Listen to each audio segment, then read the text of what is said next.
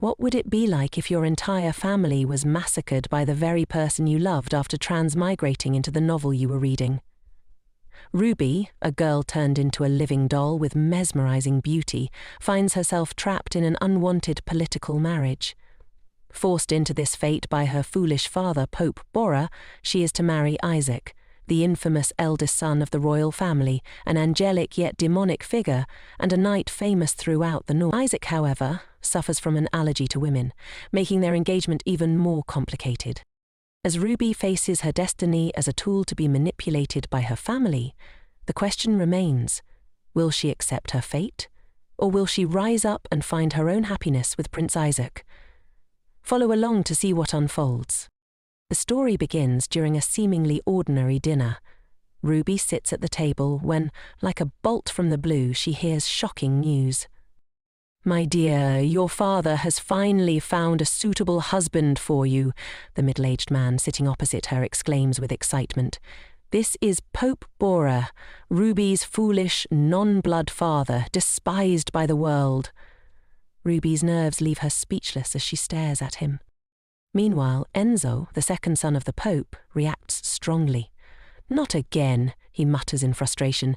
"It hasn't even been 3 months since she broke off the engagement." Although the Pope tries to remind his son to stay calm, Enzo adds irritably, "No matter how much you want an ally, father, you should still consider her feelings." The Pope is taken aback by his son's reaction, his eyes widening in surprise. "I can't get used to you suddenly playing the role of a brother. So, can you defeat those barbarians instead of Britannia's relief army?" Enzo immediately made a bold declaration. "Is there anything I can't do? Those barbarians just need the best knight of the south." The Pope, unable to tolerate any longer, sternly replied, "Stop talking nonsense." In contrast to the tense atmosphere, Ruby had already come to terms with the situation in her heart. "Whatever will be, she thought, cheerfully interrupting the argument. "So, what kind of person is he, father?" The Pope immediately answered with pride. "He's a famous figure in Britannia, the king's beloved nephew, known as the most feared knight of the north. Very handsome. You'll like him very much." Upon hearing this, Ruby protested more vehemently. "No way, father. How bad is that guy's reputation?" Ruby could never have imagined the truth, that the handsome knight would one day wipe out her entire family. Lost in thought, she suddenly heard a gentle call from behind. Her heart skipped a beat as she felt a familiar presence. "Why do I get goosebumps like this?" she wondered. Without even needing to look, she knew the man who had just acted intimately with her was Elle, the Pope's eldest son.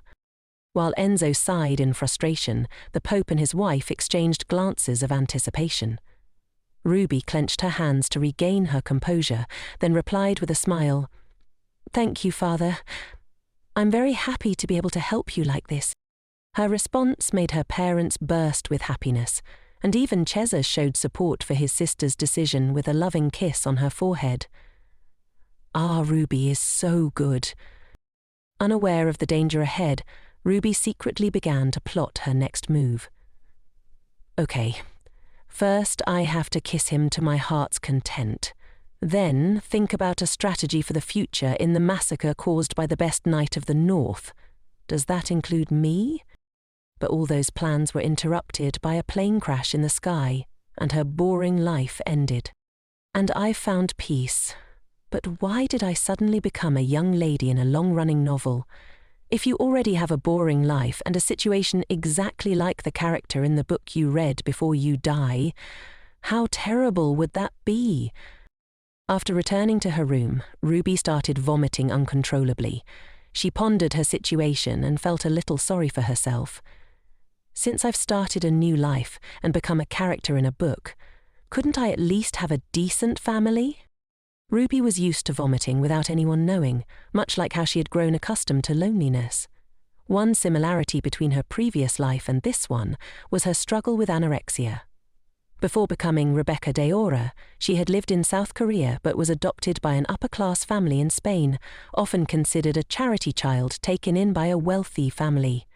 Ruby was able to attend a prestigious public school, ballet school, and tennis club. Her life was filled with charity galas and horse racing. One day, she noticed the mocking actions and words directed at her. At that time, Ruby didn't understand what it meant. She laughed along with the other children, unaware that she was imitating their cruelty. As time passed, Ruby became able to endure being bullied to some extent. The family who had adopted her were only kind to her in front of others. Both of her adopted parents had their own lovers, and her older brother had a promiscuous lifestyle and used drugs. There was only one sister who occasionally treated her well, but she said goodbye to the world at the age of 21. Even the eldest son, whom Ruby considered the greatest, turned out to be a monster like her father. Playing the role of the perfect daughter, always bright, intelligent, and obedient, had become a natural habit for Ruby. Making mistakes meant paying the price, and that was the same in her new life. At the age of 16, Ruby found herself in a fantasy novel she had read on a novel website called Wine and the Holy Grail. She had become Rudbeckia de Borgia, the villain in that story. The general plot of the novel is set in an era where the power of corrupt priests and the Pope could pierce the sky. The gentle priests and the northern families unite to punish the king, and the Britannia family using good to overcome evil. In this world, Rudbeckia is the Pope's daughter, destined to die early, but to die at the hands of the man she marries. Rudbeckia, who had gone through many marriages as a political pawn, is the character who will marry Iske van Omerta of the Britannia kingdom. Isaac, appointed as an official knight at the age of 15, became the youngest champion at 17 after defeating monsters in battle. Later, as a holy knight, the male lead became more dignified, making the hearts of many young women in the north flutter. He annoyed Ruby's father by constantly insisting on aestheticism and preventing all future marriages. The only two women who could be close to him were his younger sister and his childhood friend, Freya. Ruby thought his attitude had changed after the death of his biological mother. The young duke and the princess had fallen in love, but the Duchess Omerta ended her own life. That day had a profound impact on the two siblings, as in a world where the souls of suicides are cursed by the gods and doomed to wander, it was considered a taboo subject. The Duchess, who was originally a princess, had committed suicide. As for Isaac, how could an arrogant man like him, who dared to challenge the king, agree to marry Rhea? It was because, if Isaac refused, his sister would have to marry Enzo. Rather than letting his sister marry a scoundrel, Isaac agreed to the marriage. Currently, the Holy See cannot deal with the barbarians invading the border because all forces are concentrated in the interior. The price for receiving support from the excellent knights held by Britannia is this marriage. But why did Isaac destroy his father-in-law's family? It was because Rudbeckia poisoned his sister. Thinking about this, Ruby grew worried. Isaac must be furious with his treacherous wife, even though it was Cesari's doing. Rumours spread about Rhea being a promiscuous villain, a spy for the Pope, and her complicated personality. Not only did she treat Isaac's sister poorly, but she also mistreated Isaac's childhood friend, Freya, treating them like servants. It has been 3 years since Ruby entered the novel, and she now understood why Rudbeckia de Borgia's personality had become so ruined. The Duchess of Romania, loved by her family, the Angel of Sistina, it was all just a staged act. Ruby's previous life had been the same. She had been cared for in the same way, just like Ruby. At the same time, Cesa suddenly appeared in front of her door. Upon seeing her brother, Ruby was startled, which made him look a little confused. "Startled?" Cesa asked, then began to express his concern. "You didn't seem to be feeling well earlier. I was worried, so I came." Although Ruby pretended to be very happy on the outside, saying, "You're so worried about me," inwardly she felt contempt. Pretending to be a caring brother again. Disgusting.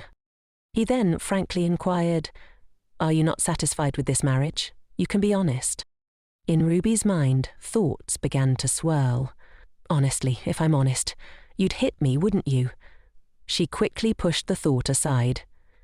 And please, get rid of that turtle model. I said I hate turtles. Despite her inner thoughts, she softly replied, Certainly not. I don't know why, but I just feel that the north is too far away. I won't be able to see you often there. I think I'll be lonely. Chessa looked at her with a caring tone. Why lonely? You have a husband. Ruby immediately put on a languid look. What does that have to do with anything? I want to live with you forever. He stepped closer to her, stroking her head comfortingly. My honor, that the most beautiful woman in Romania only wants me. The intimate feeling between the two siblings made Ruby feel scared. Her hands acted violently, and before she realized it, the protective barrier around Ruby collapsed in an instant.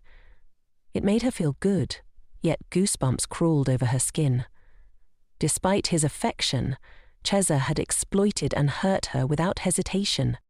At 16, just as Ruby was getting used to this place, a marriage proposal from the Duke of the Rembrandt Kingdom arrived. According to the original story, he was one of the characters involved in the destruction of Ruby's family. After his engagement was broken off and he suffered public humiliation, Ruby, who had grown attached to her new family, refused the marriage to prevent the family's downfall. In that moment, before the Pope's cold demeanor, Ruby felt a chill. This place is no different. That night, Chessa beat her until she begged for mercy. It happened so many times that Ruby finally realized her situation. The truth is, Rhea is not his biological daughter. The woman who died right after giving birth to her, named Carmen, had been pregnant before meeting the Pope. This revelation was so similar to Ruby's previous life that she immediately grasped this way of living, like acting. Even so, isn't it too much for blood to mix with tears? Ruby tried to feign regret with teary eyes, continuing the sibling affection charade. I also feel terribly heartbroken to send you away. She then deliberately mentioned, I heard there are many devils there, making him try to comfort her. The excellent knights will give their lives to protect you, so what's there to worry about? I'll visit you as often as possible. It's not that bad. Think of it as a half trip to an interesting place. Just endure it for half a year. He won't touch you anyway, so don't worry. In her mind, Ruby kept asking herself, Are you sure that's what I'm worried about? She then didn't forget to ask him, Will you really come see me as often as possible? Chessa immediately emphasized, Of course. He didn't know that in her heart, Ruby was silently praying, Please don't come. She was thinking, Surviving this is too much for me. I don't want to poison my husband's sister, even though I know I'll be forced to do it. If that happens, everyone will believe I did it. So, within half a year, I have to prevent the assassination of my sister-in-law and make them realize that I am harmless. How can it be the same as before? Finally, the day Ruby put on her wedding dress arrived. How beautiful she looked at that moment. The Pope, upon seeing her, kept praising, My daughter, so beautiful. With a bride like this, the entire North will fall in love with you. Ruby responded with a touched and reluctant look, making the Pope immediately comfort her. You look so sad already. Don't cry, my dear. This isn't a permanent farewell. I'll miss you so much. You must miss us too, so pitiful. I also wish you could accompany your brother, but the situation doesn't allow it. He had no idea that Ruby was thinking, You don't know how lucky I feel. Even if it weren't like this, rumors about me and Chessa have spread everywhere. Don't those northerners look at us siblings with apprehension? Do they really not know, or are they pretending not to? As soon as Enzo appeared, he continued to grumble, heartbroken. Only I am heartbroken. Why is everyone so indifferent? Ruby approached him and called out, Brother Enzo. She even opened her arms to him and rushed into his embrace very naturally.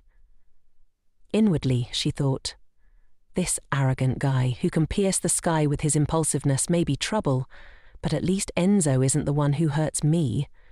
You're the normal one. Ruby didn't hesitate to express her affection for her fake brother. I'll miss you so much. Upon hearing these words, Enzo sulked. I won't miss you, you idiot, you big idiot. Cesar, seeing this, shook his head in exasperation. Easy, Enzo, you'll suffocate her. Then he approached her and gently called out, Ruby. She responded casually, Brother, you must come see me, okay? Cesar confidently replied, Of course, definitely. His strong and humorous survival instinct was almost amusing to Ruby. Suddenly, she had such a thought. She wanted to die so much that she finally realized death. Being trapped in her second life was no different from her previous one. How funny it was that she had been striving to live under the bright sunlight. Meanwhile, the Northern Knights were resting together under the shade of a tree. Ivan, panting, kept exclaiming, You guys look like you're about to die. Isaac was silent, only responding with a cold look and unfriendly words, making his teammates extremely irritated. What's wrong? Why not, Isaac? Ivan asked. Isaac replied flatly, Because looking at your face, I know Ellen is going to ask for something again. His teammate retorted irritably, You know that, and you're still like this? Why am I always the one who has to deal with the trouble when you're like this? Ivan muttered. Isaac quickly changed the subject. Is it my fault that my sister considers you weak, someone who doesn't even understand their own situation? Ivan, despite his annoyance, tried to remind himself to endure. Endure, endure, he muttered, before lowering his voice. While you're like this, your bride has arrived. Although she said she didn't need you to pick her up, you should come back soon and at least have a meal together. Look at your pathetic appearance. Isaac gave a faint smile. There seemed to be quite a few people welcoming her instead. Ivan tried to persuade him further, but Isaac replied irritably, Stop babbling. Ivan couldn't bear it any longer and shouted, Yes, I'm curious. So what? I'm curious about what the famous Pope's daughter looks like in person. Is that a crime? If you're so annoyed, why don't you go and welcome her yourself? Isaac snapped. Who are you to judge me? Their argument was interrupted by another knight standing between them, shaking his head in exasperation. Here we go again, 2 peas in a pod. After a period of Cold War, Ian took the initiative to back down. Sorry, I was being harsh again, not asking any more. Isaac simply replied, Ask what? Then Ivan started rambling again. Does she look like her portrait? What's her personality like? Things like that.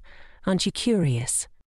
Contrary to his expectations, Isaac only showed indifference. Not at all, he replied, making Ivan disappointed once again and turn away. Well, she's your wife, so it's better for you to judge for yourself.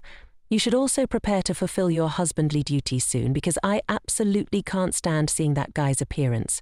What's his name again? I can't stand seeing that dejected look becoming a joke like that nobleman before, Isaac muttered, his question lingering. How long do you think this charade will last? Ivan could only give his assessment. Actually, probably no one believes this marriage will last forever. The bride is experienced, and you're no slouch either. I know it'd be better for you to be with Freya, but even if I said that, that guy wouldn't understand. Earlier, while escorting the bride back to Omerta, Ivan had heard something. According to Evans, who officiated the wedding in Isaac's place, the bride had suffered from seasickness the entire way, but still managed to maintain a radiant smile, just as the rumours said. Meanwhile, in another place, someone looked critically ill but was incredibly tiny. That vague statement prompted Isaac to ask again. What? Ivan sighed and elaborated. I said she's tiny. Really short, about this tall. She looks like she'll die if you glare at her with that disgusted look. Although you hate this marriage, try putting yourself in her shoes. She's no different from a hostage, all alone. She must be lonely and scared. Upon hearing this, Isaac felt a pang of guilt. What suddenly got into you? Evan made a grand declaration. What else? I'm a Northern Knight, the Angel of CA. If she's becoming my comrade's wife, of course I have to go and welcome her. Isaac calmly reminded him. You said you wanted to kill the Pope. Ian quickly explained, In short, what I meant to say is, your bride's situation is unexpectedly tragic. Before Isaac could respond, a voice suddenly approached them. I heard that the Borgia family is known for its beautiful appearance. It seems youthful for someone just because of their looks, and are willing to betray your country for it. Both Isaac and Ivan turned to look, startled to see a sword pointed at Ivan's throat. As soon as Ivan saw the culprit's face, he quickly pushed him away, then angrily questioned, "How dare you speak so disrespectfully, pointing a sword at your senior?" The young man stammered an explanation. "Because you looked so imposing, I apologize." Isaac sternly reprimanded him. "Enough. Why are you causing such a commotion?" Lorenzo, seeing Isaac's serious face, boldly proposed, "If you, Sir Isaac, divorce that Borgia woman and marry my sister, I think it would be better. But until then, please refrain from acting acquainted with my sister." Both Isaac and Ivan were taken aback by the proposal. Ivan immediately started shouting, "Make yourself understood. These kids these days, really?" Lorenzo hastily corrected himself. "I'm sorry, what I meant was, please, Sir Isaac, stay away from my sister for now. Otherwise that Borgia woman will torture my sister to death." Ian couldn't stay still and scolded, "Can't you be more careful with your words? Your head is already full of prejudice." Lorenzo emphasized, "It's not prejudice. Then why did my sister lock herself in her room and cry after returning from Onta?" This information made Isaac ask, "You said Freya went where?" Lorenzo honestly replied, "Omerta Castle. When Lady Rhea arrived at the castle, Lady Ellen and my sister were having tea." Ian realized inwardly, "I also went to see Isaac's wife. How could your sister not cry after meeting her? Both of you are inconsiderate." At the same time, Isaac hurriedly left, prompting Ivan to call out, "Hey, Isaac, where are you going?" Though they tried to hold him back, Isaac simply replied, "Today is my day off, so I'll be going now." This left the other knights puzzled. Only when she's extremely comfortable does he consider it a day off, while turning his comrades into this. They tried to pretend they hadn't heard. Ivan, on the other hand, felt relieved as he watched Isaac's retreating figure. At that moment, in the palace, a voice inquired, "I heard you were very seasick." Ruby cheerfully replied, "Because it's my first time travelling such a long distance, although it's a bit embarrassing to say I've never left the south before." The woman sitting with her smiled gently and said, "There's nothing to be ashamed of. I've never left Randall either." Her demeanour made Ruby stare. How can someone look like that? Whoever lets God's creation die like this is a criminal. She was Elle Omerta, Isaac's younger sister. Despite meeting for the first time, Isaac's younger sister was very considerate. "Does the food suit your taste?" she asked. "Because your stomach might not be feeling well, I only brought out light snacks." Ruby politely replied, "No, not at all. They're all delicious. I'm a little nervous, but thank you for the food." Although inwardly Ruby wasn't feeling very benevolent, she tried to remain composed. "Light snacks or heavy meals, it's all the same." Ellen then explained, "Whenever summer comes, spider monsters appear. My brother might be late coming back. Please understand. My father has some business in the territory and won't be back until the end of the month. I'm very ashamed that I haven't been able to welcome you properly." In contrast, Ruby smiled brightly. "I'm really fine. Don't worry about me," Ellen added. "Since my mother passed away, I've been in charge of managing the mansion, but now I will change things according to Madame's preferences. If you find anything you don't like, or anything that's inconvenient, please let me know." A thought popped into Ruby's head. "Madam?" Such a stiff way of addressing me. She then expressed her gratitude. "Thank you for your concern, but for now I just want to keep things as they are. I'm still not used to the lifestyle here and lack experience, so I'm worried I'll cause trouble for everyone." Ellen was stunned for a moment, then lowered her voice, reminding her, "You don't need to worry. No one would dare think of Madam that way." Her words made Ruby feel awkward. "That's really formal." "That wasn't what I meant," Ruby quickly added. Then she decided to speak up. "Actually, I have a favor to ask. Could you call me Ruby for the time being?" Both Ellen and the servants were surprised by the request. Ruby explained further, "Here there are only strangers to me. Though it sounds pathetic, honestly, I feel lost and scared. I don't know how to adapt. If you just act a little more friendly, I'll have more courage." Unexpectedly, Ellen replied curtly, "All right." This made Ruby stare blankly for a moment, then immediately stood up. "Really?" When Ellen confirmed yes, Ruby joyfully grabbed her hand. "Thank you." Ellen flinched at the action, causing Ruby to quickly apologize. "I'm sorry." Ellen simply smiled. "It's okay." This made Ruby feel even more embarrassed.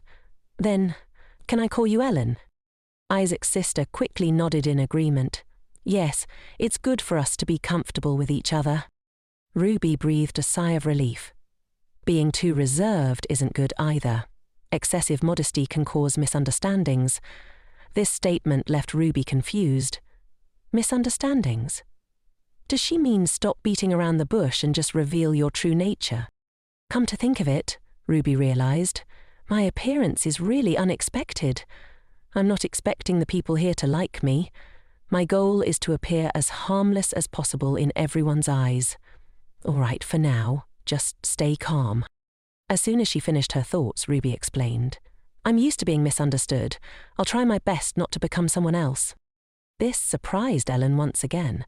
She continued the conversation with an offer. "If you're done with your meal, let me show you to the room you'll be using from now on."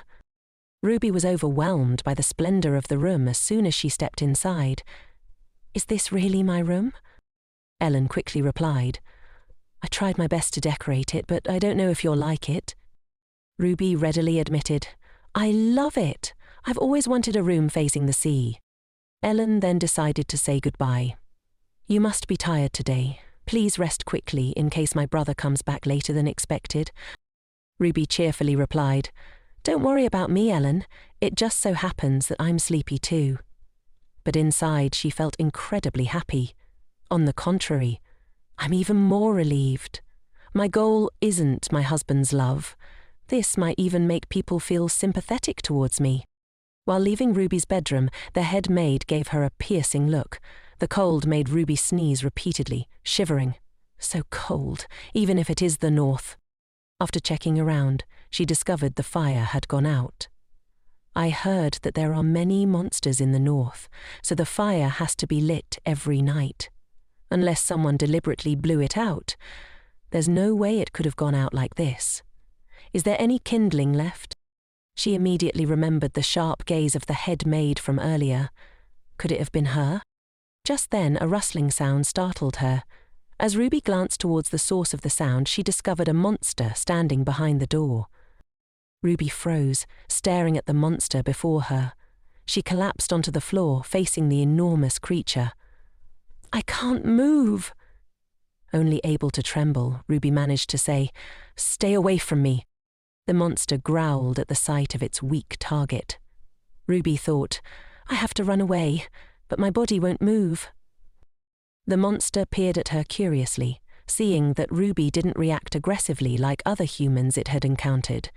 It simply continued to growl. "I told you to stay away from me," Ruby shouted again, but her voice trembled with fear. At that moment, a servant opened the door and called, "Madam, you must wake up." But upon seeing the monster, the servant screamed in terror. Ellen appeared immediately. With too many voices calling out, Ruby closed her eyes, unsure of what else to do. A sword flashed, and a powerful beam of energy shot from it, piercing the monster amidst its loud shriek. Ruby covered her face with her hands as the monster fell heavily beside her with a piercing screech. Only then did she dare to open her eyes. A cloak brushed past Ruby's eyes.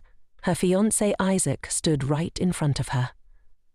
Isaac glanced at her with his red eyes, his expression cold and indifferent, making Ruby's heart pound. His voice was stern. "What is the reason for this?" Ruby looked at him, confused. Isaac continued, "I asked why you put out the torch." The absurd accusation made Ruby furious. Huh? What does he think? I put it out? Ruby stammered. I didn't. Isaac seemed unconvinced. I thought you attracted enough attention without needing to do such a thing. Or is it? His voice grew colder. Is this one of the excuses you plan to use to break off the engagement later? Ruby's heart sank. She had anticipated that he would hate her, but she hadn't expected it to be this bad. At this rate, will I be all right? Isaac's expression was one of someone who'd been cheated out of 100 million, making Ruby shiver. Ellen spoke up in defense of Ruby. Brother, don't be so quick to blame her. We still don't know for sure who did it. Even if Ruby did it, she probably didn't know any better. They don't do this torch thing in Romania. Ruby teared up inwardly, touched. I love you, Ellen. Even if I die, I swear I'll save you before I do. But first I have to clear up this misunderstanding. Ruby reached out and clutched Ellen's sleeve. I was just cold, Isaac asked irritably. What? Can't you speak louder? Ruby fearfully explained. I said I woke up a while ago and the fire was already out. Isaac scoffed sarcastically. So, you're implying that someone else did this? Who, my sister or me? His tone was so harsh that even Ellen had to intervene. Brother, stop it, Ellen said firmly. Ruby weakly grabbed Ellen's sleeve. I'm sorry, I didn't mean it that way. Under the gazes of the Isaac siblings, Ruby softly apologized. I think I might have put it out when I first fell asleep because I felt hot. I'm sorry for causing such a commotion. I was being thoughtless. Ruby sniffled and hid behind Ellen. I won't do it again. Ellen sympathetically comforted her as she cried. Isaac sighed, unable to press the matter further. I have something to ask you, Isaac said, breaking the silence. Ruby glanced at him with tear-glued eyes. Yes? Isaac wanted to speak but couldn't find the words. Finally, he gave up and turned away. Forget it.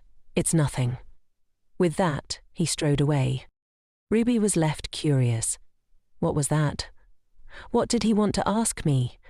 If he's going to say something, he should just spit it out. A few hours later, at dawn, birds chirped outside the window.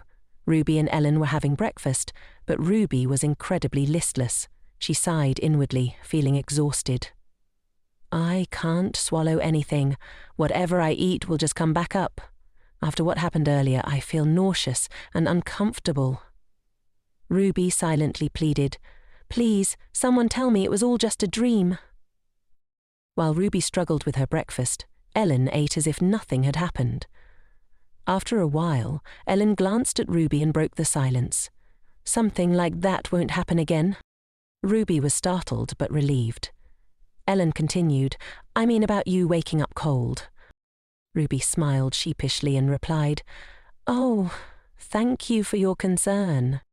Ellen added, Also, you'll need to attend the banquet at the palace in 4 days.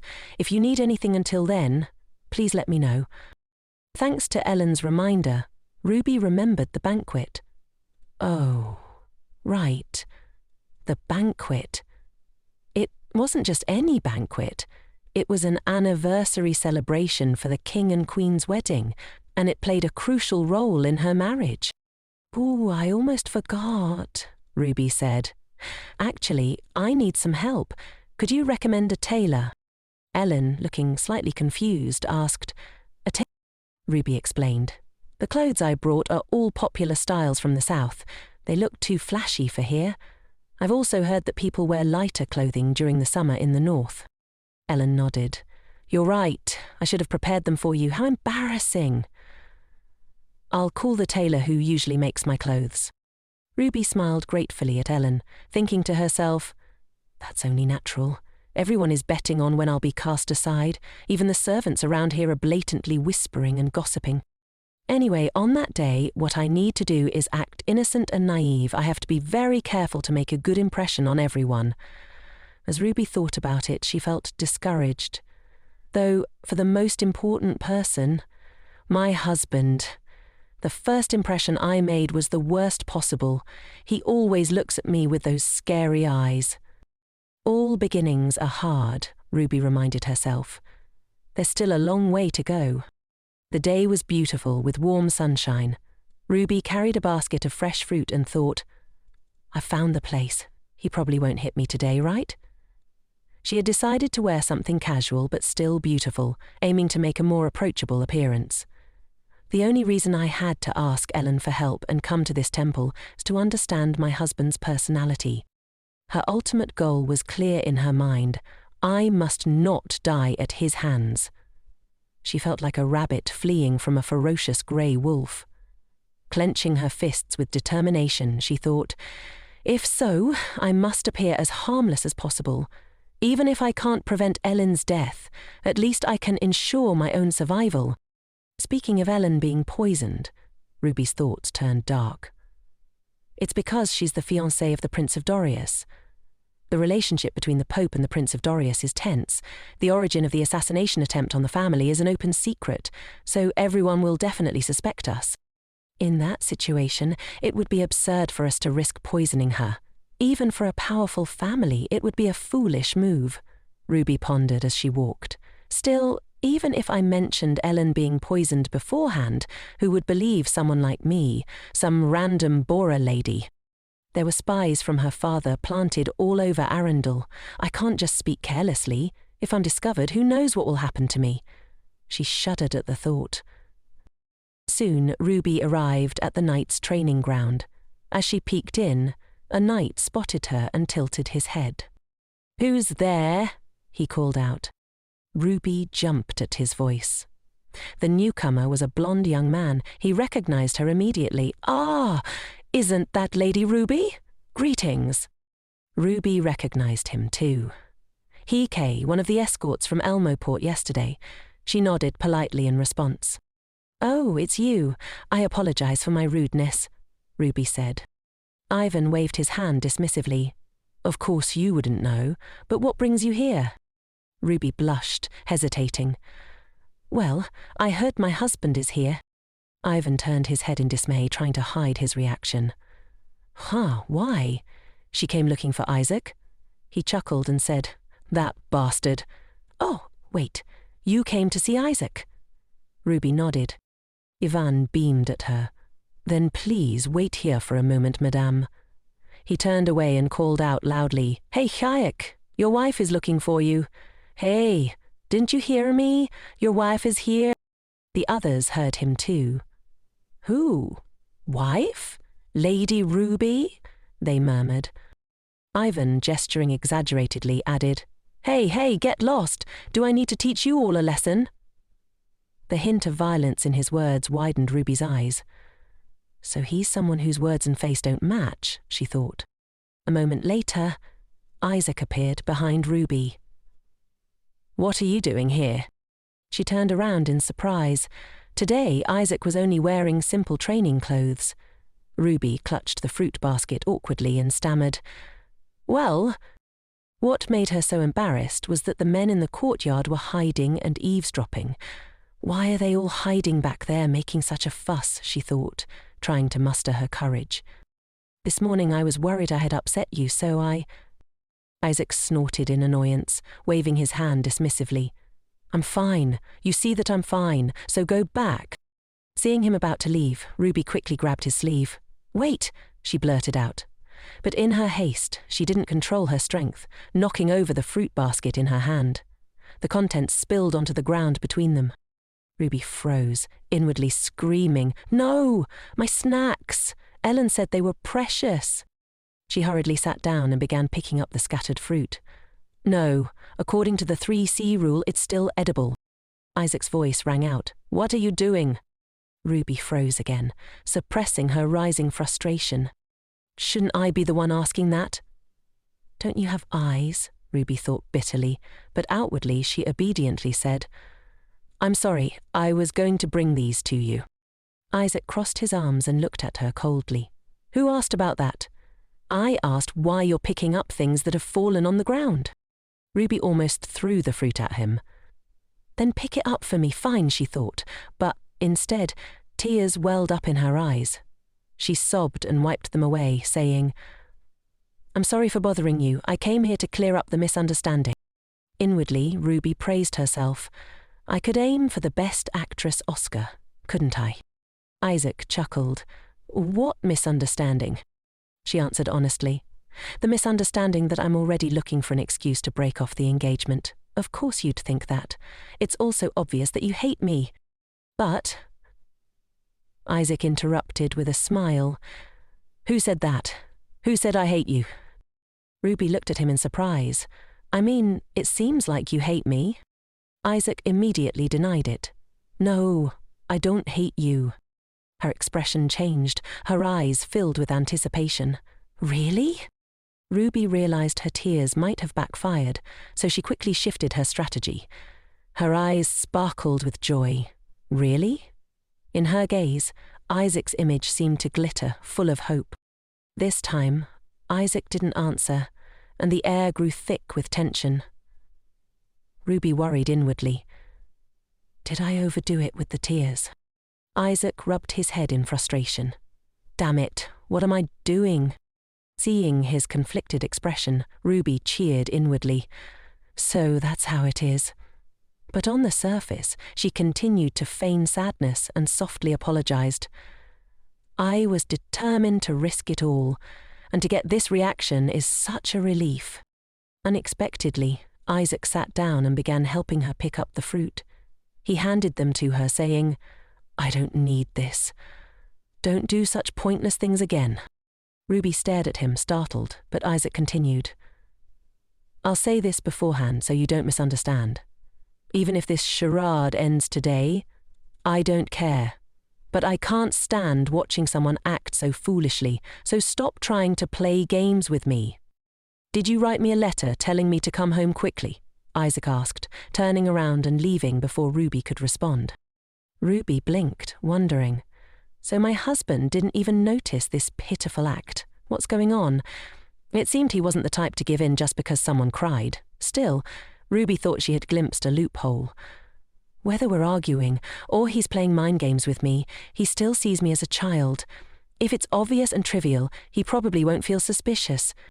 With sudden resolve, Ruby stood up abruptly. But I don't want it to be like that. Isaac stopped, and Ruby knew this was her chance to land a critical hit. She blurted out loudly, I've fallen in love with you. Her confession echoed through the hallway. The siblings hiding nearby, eavesdropping, were stunned. Ruby praised herself inwardly. My acting skills are truly commendable. Isaac slowly turned back around, his eyes now flashing with a murderous glint. What? Ruby stammered, desperately trying to keep up her facade. I know you must hear this kind of confession often, and I know there's no way you'd like me. She silently cursed the devil in front of her. Please relax your eyes a bit. But you were the first person to save me from danger, like yesterday. I don't expect anything, so can't you just let me help you, even with small things? You said you didn't hate me. That's right. I'm a fangirl. Well, more like an anti-fan, she thought, giving herself a mental thumbs up. But if he sees me as something obvious and trivial, I still have hope. The siblings in the training ground, witnessing the whole scene, applauded and whistled. So brave, someone exclaimed. Ruby took a deep breath, gathering more courage. She stealthily peeked through her fingers, only to realize Isaac had already reached the door. When did he get all the way over there, she thought, startled. He's 180 meters away from me. Refusing to be defeated, Ruby shouted after him, I definitely won't bother you. I'm serious. The witnesses to her bold confession cheered again, their jealousy evident in their voices. In response, Isaac slammed the door in Ruby's face. That cold-hearted man again, Ruby sighed. Still, I should let it go for today. I'll deal with him another time. A few days later, Ruby sat quietly as a maid gently styled her hair. Madam, it's done, the maid said, stepping back. With her makeup and hair complete, Ruby looked surprisingly radiant. Finally, the day has come, she thought, feeling a mixture of excitement and nervousness.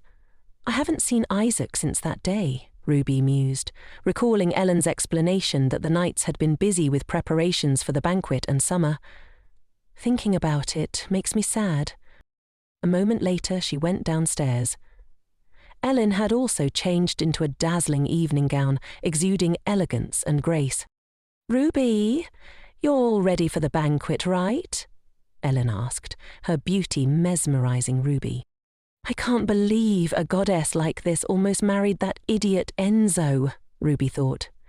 Even if the sky split in two, that shouldn't be possible.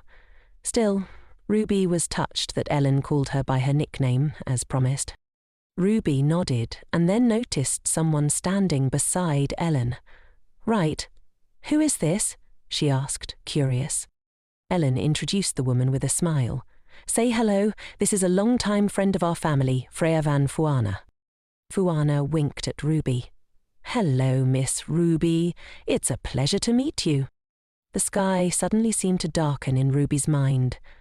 There she is. The childhood friend, Ruby thought, recalling the servants' whispers filled with admiration for her. She's treated so differently from me. Still, Ruby smiled politely and responded, "It's a pleasure to meet you, Fuana."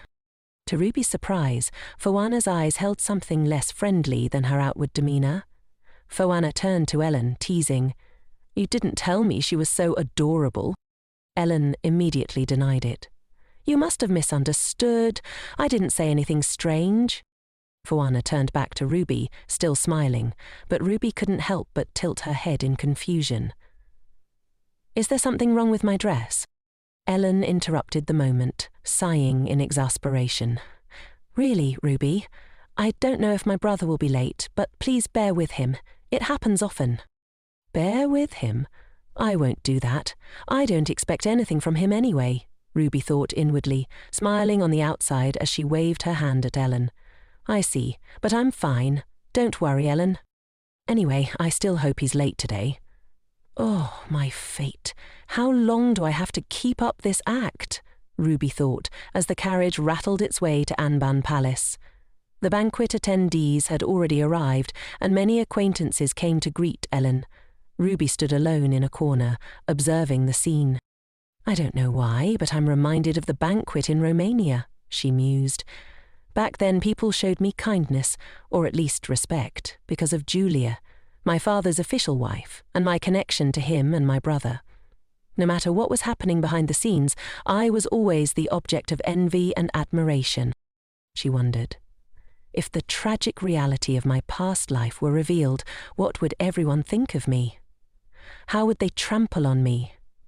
It's ironic that I used to fear that the most, but now, standing between these model-like people makes me feel like a child. Am I still the shortest one here? Suddenly, someone approached Ruby. "Hello, Lady Ruby," they greeted her. A group of people nearby began to murmur, "Oh my, those are the Omnites. I wonder if His Holiness is well. When will Cardinal Valentino visit?" Ruby had to be extremely patient. "Honestly, I don't know either," she thought, exasperated by the familiar questioning. Ellen muttered beside her, "Those people are really—" Ruby blinked, thinking she had misheard. Did Ellen just say that? Beside her, Fuana brightly called out to Isaac. Ruby's fiancé easily heard their calls and turned to look. Ruby awkwardly raised her hand in greeting. "What's with him? He said he'd be late. Did he lie just because he hates seeing me?" Upon seeing Ruby, Isaac turned his back without responding. "I knew it would be like this." Fuana was indignant on Ruby's behalf. "Madam, would you like us to go over there and scold him?" she offered. But Ellen, knowing her brother's personality too well, shook her head. "He'll just ignore it. What's the point?" Ruby clenched her fists and walked directly toward him. "The fact that I've been mistreated since the first night and now Isaac is ignoring me has spread everywhere." Her steps were incredibly resolute. "No matter what I do here, I'm the one who loses face, so I'll cling to him and not give up." She stopped right in front of Isaac. Fuana and Ellen watched with wide eyes, and even Ivan and the knights were taken aback by Ruby's boldness. Taking a deep breath to summon her courage, Ruby flashed a bright smile and said to Isaac, "I'm so glad to see you again. You look very handsome today." This bold action caused a flurry of murmurs from the surrounding nobles, but Ruby ignored them all, maintaining her cheerful smile. What did they expect me to caress his cheek? Even if I'm desperate, I'm not that lacking in fans. Isaac didn't seem pleased. He coldly turned away, saying, "Madam, you are both insensitive and tactless." Ruby bowed her head in embarrassment. "I'm sorry for interrupting like this, but if I didn't—" Isaac abruptly cut her off. "You clearly said you wouldn't be a nuisance." Ruby gasped and covered her mouth dramatically. "Oh my goodness, you remember? You were listening to me?" Her exaggerated reaction caught him off guard. "What?" he muttered, surprised. Ruby brightened considerably. "Thank you, but rest assured I absolutely won't be a nuisance to you anymore. I'll just quietly observe you." With that, she waved goodbye. "Is that enough? I need to escape quickly." But before she could leave, Isaac grabbed her shoulder and pulled her back. He leaned in, his voice tense, and asked, "Say that again. What do you mean by quietly?" Ruby, startled, replied, "I said I'll quietly follow you, like trailing you without you knowing." Isaac growled, "Do you want to die?" Shaking her head fearfully, she stammered, "No, that's not it. What's going on? Did I step on a landmine?" She could feel the pressure of his grip tightening on her shoulder, his strength unconsciously overpowering her.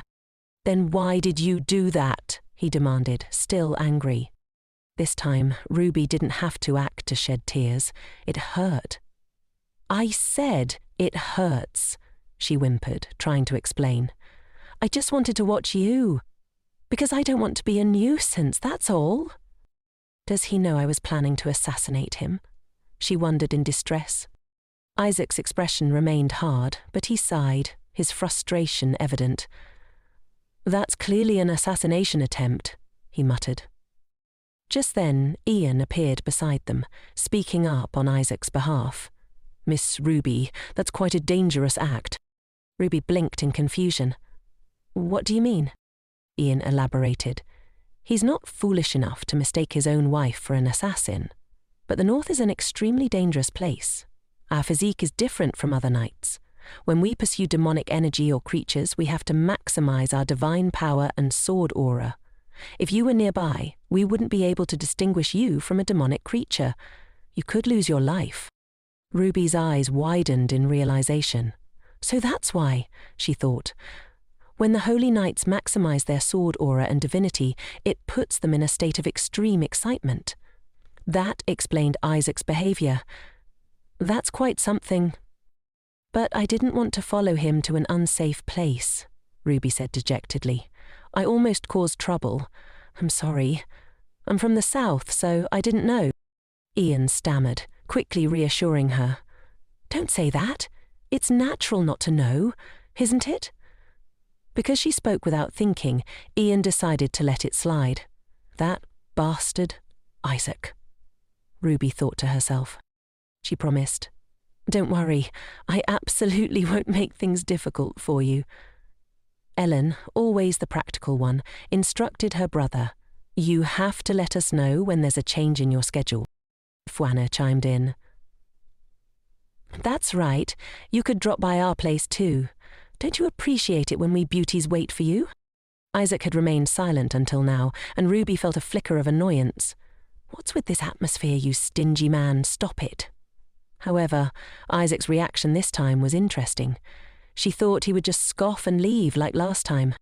Isaac had just opened his mouth to say something when a servant interrupted, announcing the arrival of His Majesty the King. Trumpet sounds filled the hall as the Emperor slowly entered with his consort. Ruby set aside the matter and turned to greet them. The Emperor approached Ruby first. "Miss Ruby," he said warmly. She curtsied politely. "Your Majesty," she greeted. The Emperor expressed his gratitude. "Thank you for coming all this way." Ruby humbly replied, "I should be the one thanking your Majesty." The Emperor, clearly satisfied with her response, laughed heartily before addressing Isaac.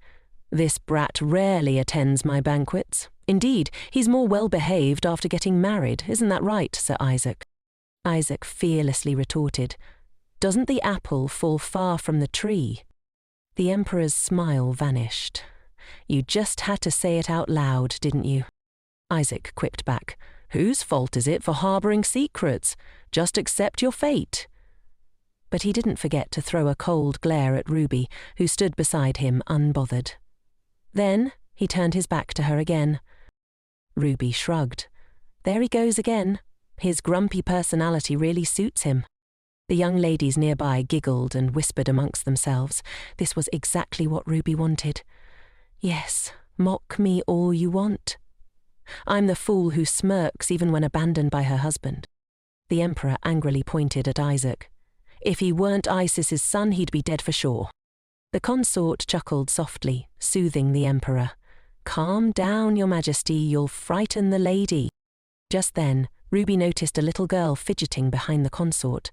The adorable child blinked up at her, and the consort, noticing her gaze, gently pushed the little girl forward. Princess, staring like that is rude.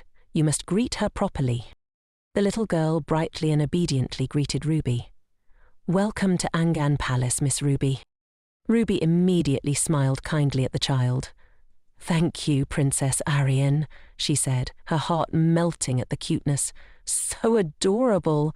Such a rare, healing feeling in this world. After the greeting, the little girl shyly hid behind her mother.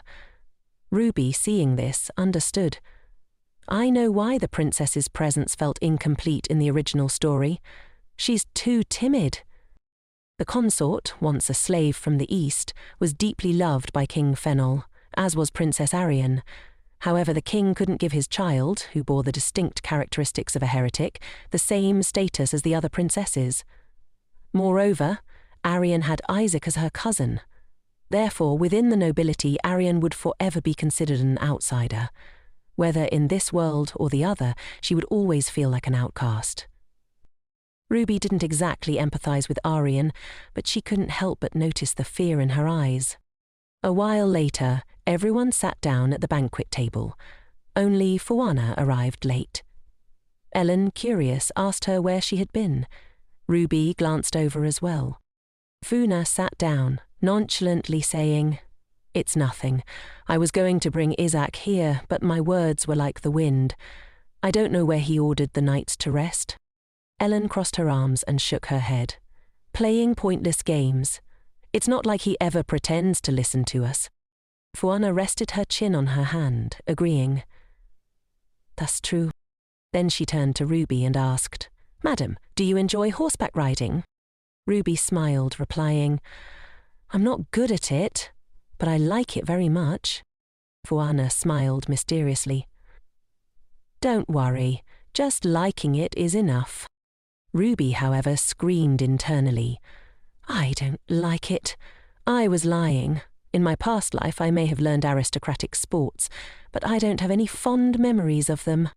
Just then, a young lady sitting at the same table spoke up. It's hard to match the skills of the two of you. Of course, since Sir Isaac personally helped you, madam, you should ask your husband for help too, shouldn't you? Furia calmly responded, That was when we were little, Miss Consolation. Besides, I'm also naturally talented. Consolation covered her mouth and laughed. Of course you are. Please, don't misunderstand, Miss Furia. Ruby noticed the glint of amusement in Furia's eyes. My relationship with her is also interesting, but I don't care. I just need to act like a harmless fool. Ruby scratched her head. Thank you for your concern, but I can't waste a busy person's time with such trivial matters. Consolation chuckled, and the others looked at her with wary eyes before changing the subject. Summer is almost over. Is Sir Isaac participating in the swordsmanship tournament this year? One of them asked. It seems like it'll be held earlier than last time. It's certainly something to look forward to, but Sir Isaac is sure to win if he participates. Everyone chatted excitedly at the banquet table. I wonder what it'll be like this year. I'm more curious about who will become the flower of glory. Ruby sat to the side, clenching her fists. I'm sure at this year's swordsmanship tournament, Chaser will visit. The swordsmanship tournament, held every 3 years in Andol, is a proud event, with the largest scale and longest history on the continent. Participants and visitors from each country attend for a deadly battle with demonic creatures trained to be ferocious. In this gruesome competition, only those of noble birth are allowed to participate. A council of priests, all of them outstanding, is established to prevent any potential incidents. Chaser will come here under the pretense of participating in the council, but in reality, it's to see me. Ruby clutched her head in agony. Damn it. My husband alone is already beyond my endurance. A while later, Ruby appeared in the hallway. She rubbed her forehead tiredly, supporting herself against the wall as she walked. Drinking on an empty stomach makes me so dizzy. But there were too many people here, so Ruby couldn't bring herself to throw up. Just then, a man appeared in front of her. Because she wasn't looking where she was going, their shoulders bumped into each other. Ruby clutched her shoulder and nodded an apology. She glanced up at the other person. Oh dear, bumping into his shoulder is such a misfortune. He asked, "Are you all right?" Ruby shook her head. "I'm fine, but who are you?" The young man smiled and introduced himself. "I am Lorenzo van Fuena, the one who was just with my sister." Ruby recognized him immediately. "They really are twins. No wonder they look so alike." Lorenzo asked again, "Are you truly all right? Shall I escort you back to the banquet?" She shook her head in refusal. "I'm really fine. I was just about to go out for some fresh air. You seem to be a holy knight." Ruby sensed something was off. Why is he looking at me like that, with such unfriendly eyes? He continued, playing the part of a concerned person. If Sir Isaac heard that, he'd laugh. "I'm just a successor." His words gave Ruby a chilling feeling. If he tries anything funny, I might lose my life here. Isaac isn't even this bad. He shows the most blatant disgust of everyone I've met. When did he learn about me? Lorenzo scratched his head bashfully. "Oh, I apologize. I still can't believe I'm meeting you in person, madam." Ruby chuckled. "Yes, I heard I'm quite famous around here." Suddenly, he said, "Who wouldn't know of your existence, madam? You're the daughter of His Holiness, after all." Ruby felt like his words were mocking her, but she still played innocent and replied, "Is that so? I thought only my brothers were famous. I didn't know I was too. That's a surprise." The two of them continued their exchange, feigning friendliness. Lorenzo then spoke again. "Actually, among the recently popular songs, there's one about you, madam." Ruby feigned surprise. "Oh, he suggested. "You seem surprised. Would you like to hear it?" Ruby played along. "I'm curious. I'll leave it to you." Then Lorenzo cleared his throat and began to sing. It went something like this. 'Cause Angel said she couldn't find a girl to her liking. I think her brother isn't of the same blood as that girl. He'll say it's fine. While humming the lyrics about the angel, a hand appeared, and Ivan pinched Lorenzo's ear hard. "This crazy idiot, I told you not to mess around," Ivan scolded. Lorenzo could do nothing but beg for mercy. "Wait a minute," Ivan angrily ordered. "Apologize before I rip your mouth apart." Lorenzo stammered hesitantly, but before he could finish, Ivan snapped, "What? Where did you learn to talk back to your seniors like that?" Lorenzo cried out, "Oh, I'm sorry." Ivan yelled angrily, "Say it louder, or I'll make your mouth bigger." Ruby quickly intervened. "I'm fine, let him go." She understood that she didn't need this apology. At her words, Ivan released his grip, and Lorenzo immediately ran away. Ivan clicked his tongue and shook his head. "That bastard," he muttered. Ruby also cursed inwardly. That sly fox. After Lorenzo left, Ivan turned to apologize to her. "I apologize for letting you see such a messy scene." Ruby smiled and said, "It's all right." He still felt the need to explain clearly to her. "Please, don't misunderstand. That strange kid is always delusional. That's why he acts like that. No one would sing such a disrespectful song." Ruby thought for a moment and then spoke. Sir Ivan, I'm really fine. It's not the first time I've heard that rumour. Despite saying she was fine, her tears flowed freely, startling Ivan. Oh, madame, Ivan exclaimed. Ruby wiped her eyes. I'm sorry. I'm just worried my husband will believe that rumour. Ivan frantically waved his hands. Impossible. That brat never pays attention to what others say, and he won't forgive anyone who bothers him. That's why I was a bit surprised just now. I didn't mean to imply that you were being a nuisance, madam. Hearing him say that, Ruby stopped crying. Really? So Sir Isaac doesn't hate me? Ian immediately affirmed. Absolutely not. Who is that brat to hate you, madam? He's just a little bewildered because it's his first time. Ruby asked Ian expectantly. So I can freely like him too? Ian immediately supported her. Madame, go for it. Of course. It's an incomparable honour that you do. After saying that, Ian suddenly came to his senses. He hesitated and then asked, So, shall I escort you back to the banquet? But Ruby declined. It's okay. I was planning to go out for some fresh air. Ivan didn't try to persuade her further. I understand. If that brat shows up again, you must tell me. Ruby smiled and replied, Thank you, Sir Ivan. She wondered, could it be that he's worried about me? It's good that he's still Elle. Then Ivan and Ruby bid each other farewell and parted ways. Ivan's words weren't very convincing. If what he said about Isaac is true, then I still have a little hope, Ruby told herself. At this rate, I might have a chance to win. Ruby walked slowly, deep in thought. Still, what was Fu Anna's brother delusional about? He couldn't be that hostile just because of rumours about her. Could it be related to Freya? Ruby reached the flower garden and suddenly saw Princess Aaron rustling behind a statue. She leaned over and called the princess's name. Startled, the princess turned to look at her and said in a trembling voice, Please, don't tell my mother. Seeing this, Ruby guessed she must have sneaked out. A mischievous little girl, Ruby smiled and asked, I won't tell. What are you doing? Aaron looked at her fearfully, not daring to answer. The princess eyed her with suspicion. Ruby forced a smile, thinking, the princess is so cautious. She slowly approached the girl, thinking, yes, I'll go another way so as not to disturb the princess. Aaron hesitated for a moment and then said, You shouldn't be here alone. Ruby asked in surprise, Why?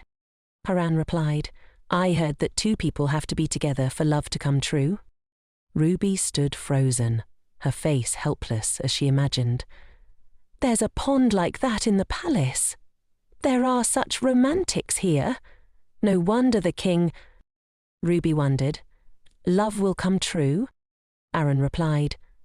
The nanny said there's a god who makes love come true, living under the lake. Ruby shyly thought, believing in that fairy tale. How adorable. She bent down and asked, Is that a bouquet? Aaron nodded gently. The princess thought for a moment and then said, Beautiful. Ruby smiled and asked, For whom? Aaron's eyes lit up as she saw Ruby's hair sparkling. If you let me touch your hair, I'll give it to you, madam. Ruby held her hair and smiled, thinking, she must think my hair is like a toy. That's how it is at this age. She pointed her hair toward the girl and said, Touch it all you want. Aran replied awkwardly, Not now, later. Ruby replied, Yes, any time. Suddenly, Isaac appeared from behind calling Ruby's name, making her jump. Isaac's handsome face slowly emerged in the dim moonlight. Ruby froze in fear, thinking, Why does he always appear behind me? But then Aaron's hand suddenly grabbed her dress. Ruby glanced down and saw the princess hiding behind her, trembling with fear. She wondered what was happening. Isaac walked toward her and said, His Majesty is looking for you. I told you not to walk alone. Aaron shoved the flowers into Ruby's hand and quickly ran past Isaac, causing Ruby to call out to her in panic. Eric glanced over and said, Neither of you listens. Ruby looked at him, annoyed, thinking, You're one to talk. She suddenly remembered something and asked, "Were you looking for the princess?" Isaac walked forward and replied, "No way, I was looking for you." Those words left Ruby speechless in surprise. From surprise, her emotions shifted to fear. "What? Me?" she thought, "when you were the one who left first?" Her voice trembled as she spoke. "Why?" Ruby saw Isaac approaching faster and faster. Fearfully, she thought, "Wait, please don't come any closer. Are you going to interrogate me because you couldn't find me?" She closed her eyes tightly, thinking, "All right, I'll just save him later." Suddenly, Isaac asked, "What are you doing?"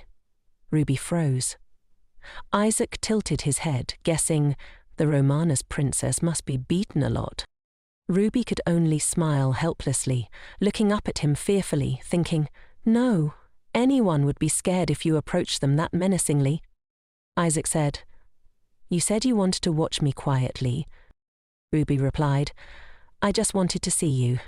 Hearing that, Isaac asked with interest, "Then why did you close your eyes? Were you expecting a kiss?" Ruby just chuckled, thinking, "Nice try, Rudbeckia. Yeah, there's no way I'd actually expect that. He might kill me on the spot." She wondered, how many ways are there to get me out of this situation? Ruby replied, "Well, it seems like you're angry because of me, so..." Isaac asked, "So you thought I would hit you?" Seeing her not answer, Isaac's eyes sharpened as he asked, "And yet you said you liked me?" Ruby stammered, wondering, "Is that not allowed?" She began, "The first time you protected me..." Before she could finish her sentence, a voice suddenly called out, "Sir!" Andy hurried toward Isaac. Isaac asked, "What is it?" Andy replied hesitantly, "I think you should come see this." Without another word, both of them turned and left. Seeing that, Ruby breathed a sigh of relief. "Great, I'm alive." Suddenly, Isaac stopped, turned, and told her, "Wait here for a moment." Ruby waved goodbye to him. "Wait here? He still has something to say to me?" After the two of them left, she sat down somewhere, looking at the bouquet in her hand. Ruby gazed at the flowers pensively and said, "These flowers, they are the same as my name, the flower that means eternal happiness." Ruby thought, how childish. Suddenly, some force pushed her. Then Ruby fell into the lake. The cold water seeped into her skin as panic surged through her. "Am I going to die like this?" she thought fearfully. "Will my life end so meaninglessly?" She should have felt terrified, but strangely she wasn't scared at all. Ruby tried to grab hold of the black ribbons around her, thinking, "It feels like they're mocking me. Why can't I take them off?" At this rate, she was sure she would suffocate. Suddenly, something entered the lake. A hand reached through the water and grabbed her. Finally, Ruby was rescued from the dangerous situation. It turned out that Isaac had saved her life. Behind them, the nobles who had witnessed the scene began to gossip. How did she end up down there? What happened? Ruby was dumbfounded, still trying to process what had just occurred. She looked at her hand, tightly clutching Isaac's shirt, and then at his angry face. "What's going on?" she thought. "Clearly what made me fall into the lake was a monster. A monster appeared inside the palace." But she knew that was the least of her worries. The real problem was the man in front of her. "It's just like the last incident. He's going to think I did it on purpose, I bet." Her voice trembled as she stammered. I was so scared." Desperate, she quickly hugged Isaac tightly, clinging to him. "You saved me again. As expected, it's only you," she shouted dramatically, her heart racing. "Do you even know I was the victim this time too?" Ruby thought bitterly. Isaac didn't say anything. Instead, he just stared down at her, making her sob softly at first, then loudly like a child. His only response was a long, helpless sigh. Early the next morning, a servant knocked on Ruby's door and called out, "Madam, are you awake?" Ruby replied, "Come in." The servant entered with a tray of food and said, "I've brought breakfast." Ruby sat up slowly, rubbing her eyes. "You didn't have to bring it up. I'm feeling a little unwell," she said, her voice still groggy. The servant nodded. "Is that so?" Ruby glanced around the room and asked, "Where's Elia?" The servant replied, "She went out early this morning." "I'll excuse myself," Ruby muttered, seeing their indifferent attitude. Everyone is so heartless, she thought dejectedly. That cold attitude. Ruby entered the bathroom and gently dipped her feet into the warm water. As she soaked in the bathtub, she sighed contentedly. So warm. She sank deeper into the water, her mind drifting back to yesterday's events. It seems to have caused quite a commotion, she reflected. A monster attacking someone right inside the supposedly safe palace must have caused quite the panic. The centre of Andal is a place where monsters shouldn't appear. The same goes for what happened on the first night I arrived here. There are too many suspicious points. In the novel, monsters don't appear so suddenly like this. Why are they only bothering me? Ruby thought, feeling unsettled. It's completely different from what happened to Ruby in the original story. If things continue like this, will people start thinking I'm a summoning witch? After her bath, Ruby changed into her clothes but suddenly sneezed. Moreover, after falling into the lake, that symptom reappeared. She felt the familiar burning sensation inside her body, as though needles were pricking her all over. It happens twice a year, ever since I entered this body. She remembered the first time she complained about feeling unwell. They had called a doctor, but the doctor only said, "Miss, you don't have a fever, and there's nothing unusual." The Pope had been worried, asking, "How can that be? She's in so much pain." The doctor had apologized helplessly. "I'm sorry, Your Holiness, but I don't know what the problem is." Ruby thought back to that moment. Other doctors had said the same thing. Her father, the Pope, had come over, gently placing his hand on her forehead. "My beloved daughter, could it be that you're lying to me because you don't want to get engaged?" She had started sweating in fear at his words. "Since then, I've had to endure it. I'm used to enduring it anyway, and the symptoms only last a few days. I can bear with it a little longer," Ruby decided. "Otherwise, that husband of mine will think I'm playing tricks. There's no need to call a doctor." Even so, since she had been lying down all morning, she felt a little better now. But one thought lingered in her mind. Speaking of which, why did he tell me to wait back there? Whatever the reason, it's unexpected for someone like him to say that, Ruby thought, remembering Isaac's words, "Wait here for a moment." She sighed helplessly. He must have forgotten because of the monster. "When water fills, you have to sail the boat," she told herself, gently opening the door. Suddenly she noticed two guards standing outside, their expressions serious. "They look scary," Ruby thought, staring at them. One of the guards asked hesitantly, "Do you need anything, madame?" Ruby smiled politely and replied, "Sorry to bother you, do you know where my husband is?" The guard hesitated, avoiding eye contact. Ruby could tell he wasn't going to answer and sighed inwardly. "Right. How could you tell me that?" The two guards exchanged troubled looks. "Scene change, Elmoport." Ruby smiled graciously and said, "Thank you.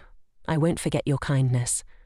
The guard, looking nervous, thought fearfully, "If Sir Isaac knew, I wonder what he would say." Ruby peeked through the window, her curiosity piqued. So he's here. What's he doing, she thought. Probably an important meeting.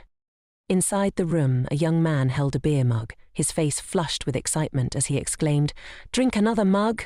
Day drinking is the best!" Ruby observed the scene before her with a heavy heart. Like hell. Look at them. Are they really knights? She frowned. But it has to be like this. Life is hard anyway. My husband. She scanned the room for a while until she finally spotted her husband. Her eyes rested on him, and she sighed. The problem now is how to approach him, she muttered to herself. That arrogant... Suddenly a voice startled her. "Who are you talking about?" Ruby spun around and locked eyes with the young man.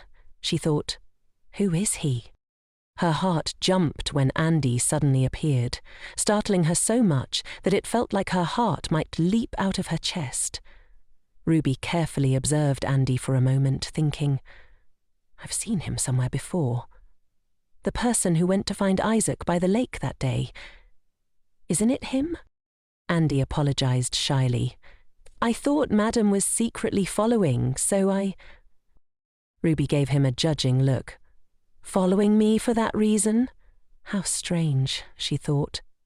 Even so, he doesn't give off the same strange hostile feeling as Lorenzo. Andy, looking anxious, asked, Are you feeling better? Ruby smiled and replied, I'm fine now, thank you. Andy smiled in relief, and Ruby thought to herself, He looks like a puppy. Then he introduced himself shyly. I'm Sir Isaac's attendant. Ruby replied cheerfully, I thought so. How long have you been working for him? Andy answered, Just recently. The previous attendant caused trouble, so I was lucky enough to replace him. Ruby asked in surprise, Caused trouble? He explained. He sang an obscene song in front of Sir Isaac. She remembered instantly. Could it be the song Lorenzo sang? Wait, does he also want to visit because of me, like Lorenzo? Ruby thought. Andy wondered aloud. But why is Madam hiding here? Ruby, caught off guard, thought, Isn't it obvious? After a moment, she replied, It's not like I came to see Isaac. I just missed him so much, so I stopped by for a bit. Andy smiled and said, I understand. He looks best from afar, right? But Sir Isaac is very gentle with his wife, isn't he? He'd definitely be sad if he knew you came but didn't come to see him. Ruby forced a smile, thinking, what does gentle mean in your dictionary? She imagined Isaac looking at her with contempt, saying, That's sad, which made her wonder, does a cold-blooded person like him even know sadness? Or is Andy so beaten down by Isaac that something's broken? Ruby replied shyly, Is that so? Andy made an X with his hands and said, He's not the type to beg a woman to wait for him. Her voice trembled as she said, Beg? Andy replied awkwardly, Don't tell him I said that. He'll kill me. Hearing that, Ruby thought dejectedly, He really does get beaten a lot. She whispered, But what are you all doing here? Andy whispered back, Lately, monsters have been appearing frequently, like the incident at the palace. The other day, before Andy could finish, Isaac suddenly appeared from behind and said, Why don't you just lie down flat? Both Ruby and Andy turned around, screaming in surprise. Andy stammered, Sir Isaac, flustered, exclaimed, Whose husband is this perfect? Andy cheerfully chimed in, You're absolutely right. Suddenly Ivan appeared and said, Is that Madam? I thought Andy was hiding here with someone to badmouth us. Ruby, feeling awkward, thought, Do they do a lot of bad things? They even worry about that? Andy, looking shy, said, I'll excuse myself. Ruby forced a smile and greeted, Hello, Sir Ivan. Ivan replied, Are you feeling better? I was worried you'd be shocked after what happened at the lake. She responded softly, Thank you for your concern. Ivan said, It's what I should do. Did you come to see this brute? He pointed at Isaac, whose face remained cold since he discovered Ruby had been secretly following him. Ruby, feeling annoyed, thought, Why hasn't he changed at all? She then replied, I'm sorry, I didn't mean to disturb you, but I wanted to thank you for yesterday.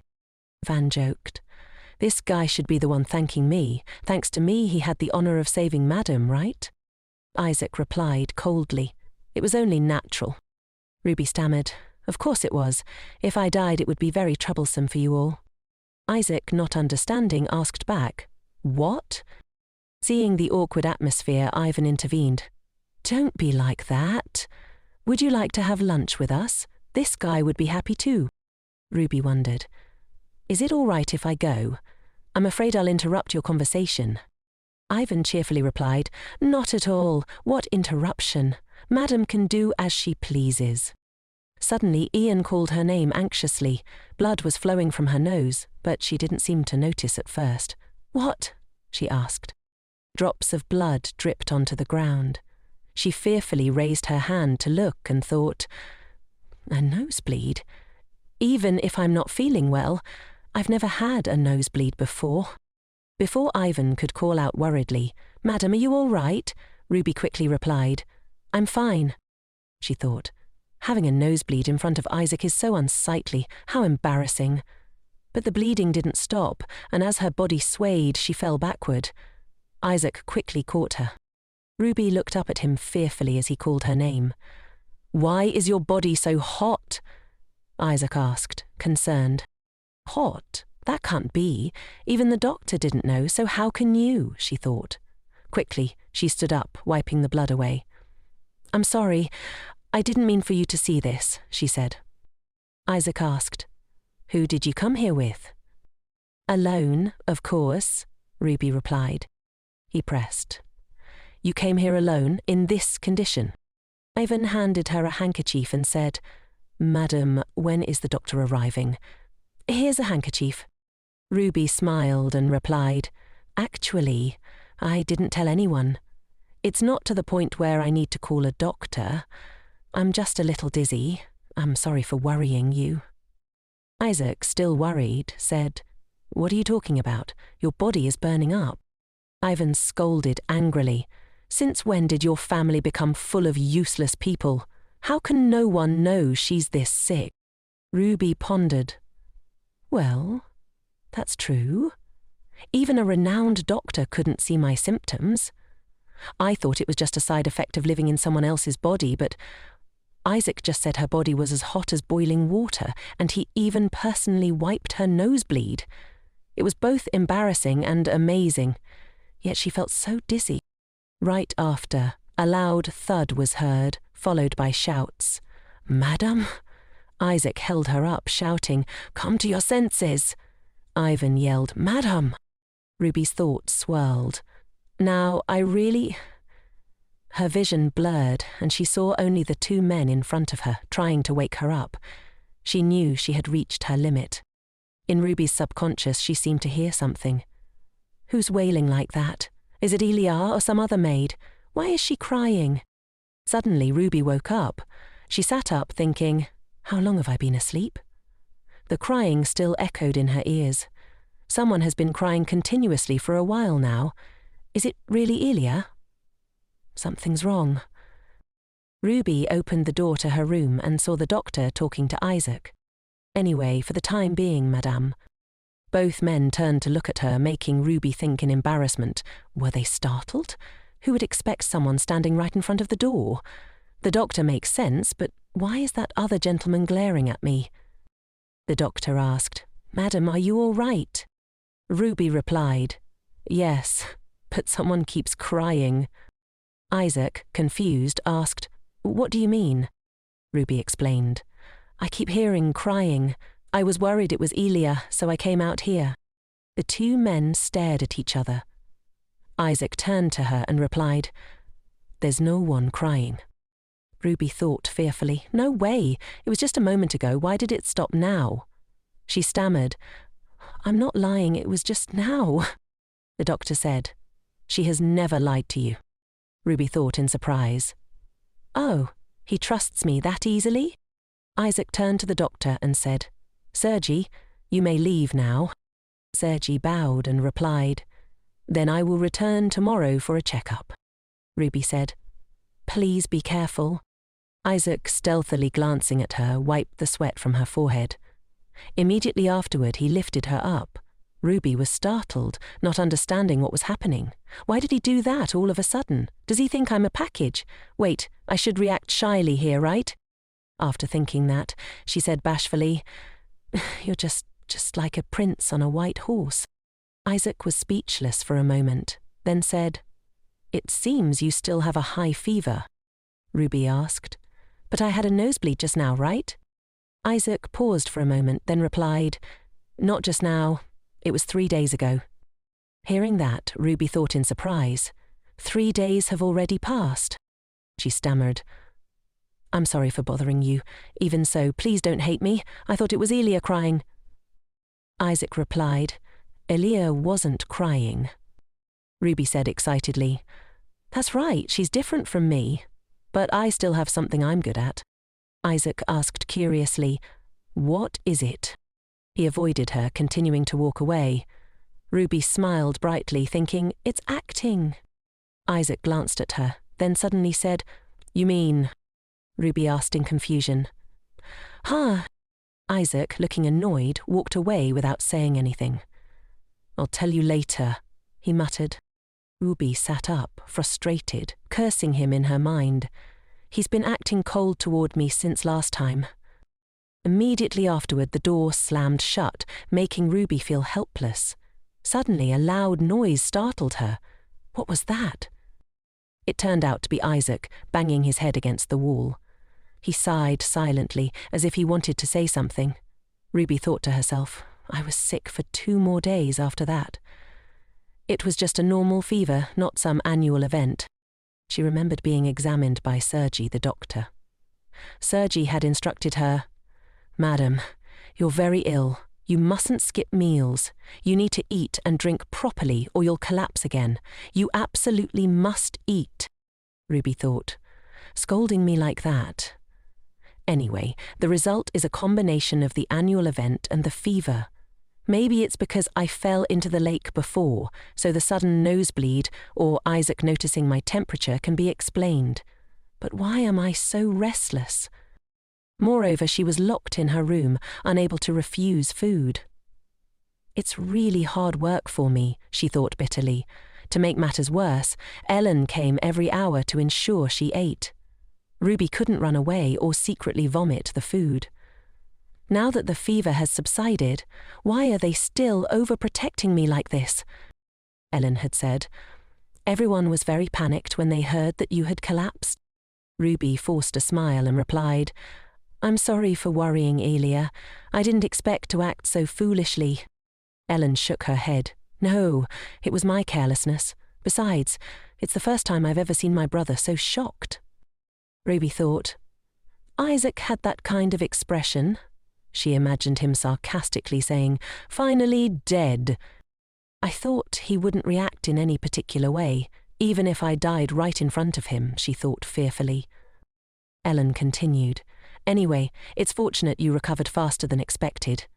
If you're feeling better, how about joining me for the horse riding gathering this weekend afternoon? Ruby smiled and replied, Of course I'll go.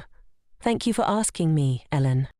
Seeing Ellen's discouraged expression, Ruby thought, I answered immediately.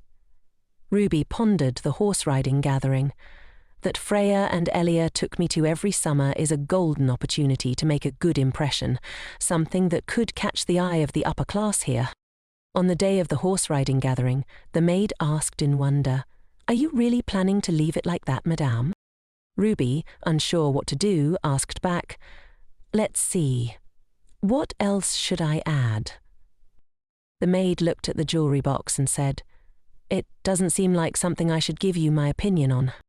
Ruby, noticing the maid's hesitation, said excitedly, How about you choose one for me? Since you're already doing it, choose one for yourself too. The maid, bewildered, asked, One for me?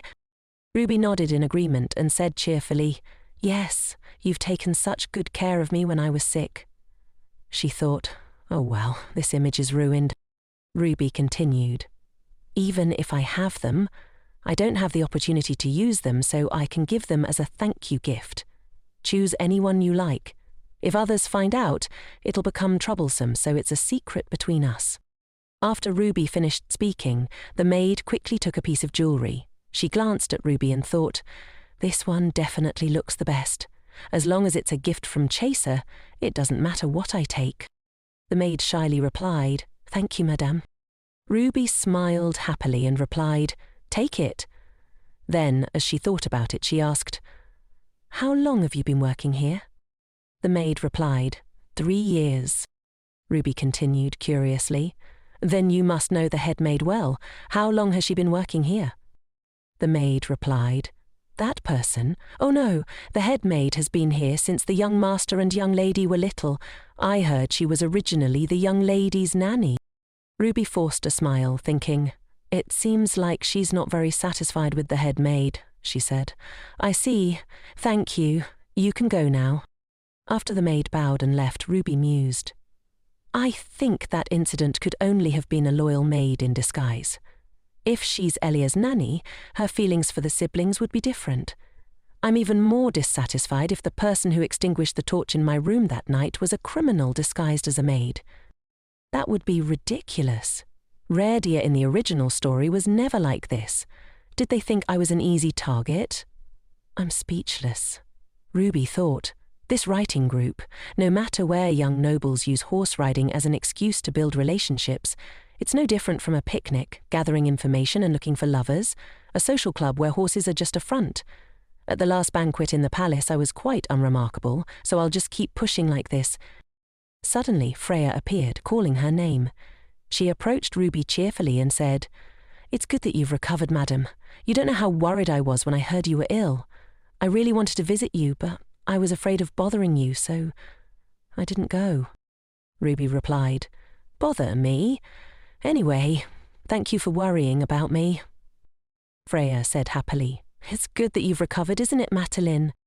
Ruby looked at the scene before her and thought, So even a horse can have eyes like a rain-soaked puppy.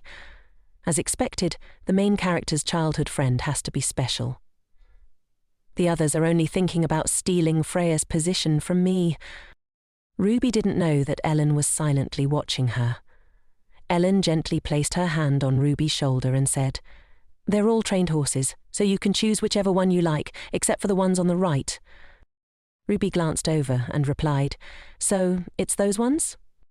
Ellen replied, Because those are my brother's personal horses. Ruby said, dazed, I see. Freya asked worriedly, But wouldn't it be too much for Madam to ride the others? She's just recovered. Ellen said, Madam won't be riding for long, so it shouldn't be a problem, but if possible, let me choose the most obedient one. Cedric. As soon as she finished speaking, a servant appeared. Ruby glanced at the horses and thought to herself, The most obedient horse? Which one is it? Even the horses are discriminating against me. I hate you guys too. No, I have to control myself. Freya greeted Isaac when she saw him arrive. Isaac replied grumpily, You're quite cheerful this early in the morning. What are you doing? Freya replied, Your beloved wife intends to spend time with us today. If you're lonely, you can join us too. Isaac asked, Why? Before her was Isaac's frowning face, but she said cheerfully, You look very handsome today. Are you going somewhere? Isaac replied, No, I'm resting, so I'm not doing anything. Ruby thought in confusion. Then why are you here? She said. I'm choosing a horse to participate in the riding gathering. Come with me. Isaac rumpily responded, I'm busy. Ruby fumed, cursing him in her mind. You just said you had nothing to do. What a contradiction, she asked. But I can choose any horse, right? Isaac asked, Do you know how to judge horses?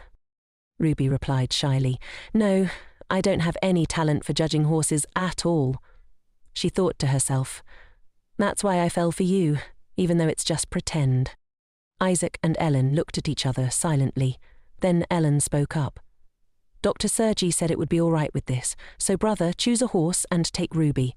I have to go to Fang first. Freya said worriedly, But Elia... She looked bewildered, not understanding what was happening. Ellen ignored her and said to Freya, Let's go. Ruby thought to herself, Hey, wait a minute. Elia, are you really just going to leave like that? Are you leaving me with this monster? She stammered. I'm sorry, it's my fault. I'll go home first. Isaac asked. Where are you going? Cedric, the servant, bowed and replied, Yes, sir. Isaac continued, Go outside. Cedric, bewildered, replied, Yes, sir. Isaac pointed behind him impatiently and said, I said, go outside. Cedric replied fearfully, Yes, sir. Ruby watched Cedric's retreating figure and thought to herself, Why did he leave too? If that's the case, then there are only 2 of us left. I really hate the stables, especially when I'm alone with a tyrant. It was the same in my past life and it's the same in this life. Ruby remembered Chaser saying, "Do you know what you did wrong?" She thought, because I had to go through the same terrible things, I can't get caught up in the hurt and ruin everything, so I have to endure it. Suddenly, Isaac called her name. Her expression was strange. Chaser's voice rang out in her mind. "I told you not to frown." Isaac walked past her and said, "Forget it. First, come here." The voice continued, "Come here, you ignorant girl." Isaac continued, "Try climbing up once." Chaz's voice echoed in her head, "Come here, quickly." Isaac went on, "Because you're an idiot. That's the only way to deal with you." Chaser continued, "For a fool like you who doesn't know gratitude or duty, there's only one way to punish you." Ruby fearfully tried to reassure herself, "It'll be okay because I said I like Isaac. I can endure it. I was beaten a lot during that time." Isaac, unaware of what was happening, lightly said, "Looks like the most stubborn one." But surprisingly, before he could finish, Ruby suddenly collapsed to the ground. Isaac asked, "What are you doing?" Ruby replied fearfully, "I'm sorry. I deserve to die. It's all my fault. I wasn't grateful and understanding." Isaac frowned in confusion. Ruby continued to mutter, "I really can't be saved." Silence filled the stable. Isaac looked at Ruby, trembling before him in astonishment. He guessed that Ruby had been frequently whipped while in Romania. Ruby realized she had misspoken and became terrified. Isaac gripped the whip tightly in his hand and decisively threw it far away. Isaac asked angrily, "Why did you bring that here?" Ruby stammered, "Because there's only one. If you tell me where the others are, I'll bring them next time." Isaac grew even angrier. "Bring the others and tell me what to do with it." Ruby was so scared that she was sweating bullets, apologizing profusely out of instinct. Seeing her like this, Isaac couldn't help but curse in frustration. Ruby immediately covered her mouth, not daring to utter a word. After calming down, Isaac extended his hand and gently pulled Ruby into his arms, telling her to breathe slowly and calm down. Ruby clenched her hands, telling herself that she had been through this many times and there was nothing to be afraid of. Isaac didn't understand why Ruby, being so scared, still wanted to participate in the horse riding. Ruby gave a small, strained smile. "I just wanted to meet new people." Isaac looked doubtful. "You already know everyone here."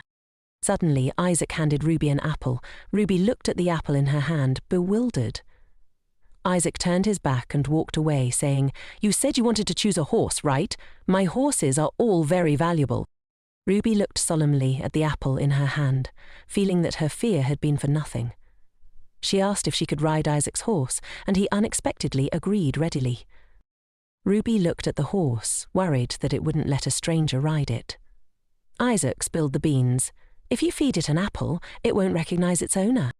Ruby held the apple in front of the horse and said, "I'll give you this, so please be gentle with me." Isaac quietly observed her from the side. He realized that Ruby seemed to like that horse very much. Ruby explained, "It's because it looks very handsome." Isaac turned and called Cedric back. Cedric hurried over when he heard his name. Isaac said calmly, "I'll go with you." Ruby couldn't hide her joy and asked, "Is that okay? Will you really take me?" Isaac replied indifferently, "I'm resting, so I have nothing to do. It's fine to go for a bit." Ruby remembered that Isaac had said he was busy earlier. Isaac made a bold statement, "I was busy in my mind." Ruby was astonished. She didn't expect this kind of person to exist. The next scene showed the two of them riding horseback, one in front and one behind. Ruby thought to herself, "Isn't this a big step forward? At first, he hated even making eye contact with me." She reminded herself that she had to keep working hard so that Isaac wouldn't lose interest in her. Everyone around them, witnessing the scene, gathered and started gossiping. Their faces were filled with horror, as if they had seen something terrible. Some even asked each other if they were hallucinating. One person was so shocked that they spat out the wine they had just drunk, unable to believe their eyes. Ruby didn't need to turn around to feel the intense energy from the person behind her. Even Ellen and Freya couldn't hide their astonishment. Ellen was the first to speak. "What's going on, brother?"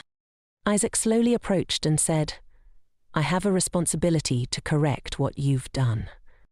Ellen was slightly annoyed. "Don't tell me you came back because of my fault." Isaac corrected her words. "I didn't come here because of your fault." Ellen gave Isaac a burning glare without hesitation. "Then what do you want me to do?" A moment later, Ruby turned around and asked, "Isaac, why aren't you acting consistently?" Isaac shot back, "Then what would you do?" Ellen immediately retorted, "Don't joke around, at least I know how to say thank you. I'm different from father."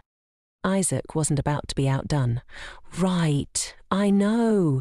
You're the only one in our family with a conscience." Ruby, seeing the tense situation, grew anxious. She felt like she was the source of the conflict. Freya, unable to just sit and watch anymore, stood up and intervened before the situation could escalate further. Freya tried to persuade Isaac. "Is this really something worth arguing about? Stop it. We came here to have fun." Ruby, unsure how to get off the horse, sat still, feeling awkward as everyone seemed to forget about her. She could only cry inwardly. Fortunately, Isaac noticed her at that moment. Without a word, he reached out, gently taking Ruby's hand and helping her down from the horse. Once again, Ruby found herself in Isaac's embrace. She took the opportunity to speak up for reconciliation. "Stop arguing," she said softly. Isaac looked at her silently without speaking. Sensing his hesitation, Ruby quickly added with a playful pout, "Don't be angry because of me. This handsome face will be ruined." Freya, standing nearby, observed the interaction. Her expression suddenly became unreadable. Isaac remained quiet for a moment, then finally sighed and replied, "I'm not angry." Isaac even deliberately asked Ellen, "Are you angry with me?" as if to prove there was no tension between them. Despite the atmosphere calming down, Ruby still felt the need to thank Isaac. She looked at him affectionately, grateful for his support. Ruby said, "I will definitely not forget today. I'll even write it in my diary. Is that okay?"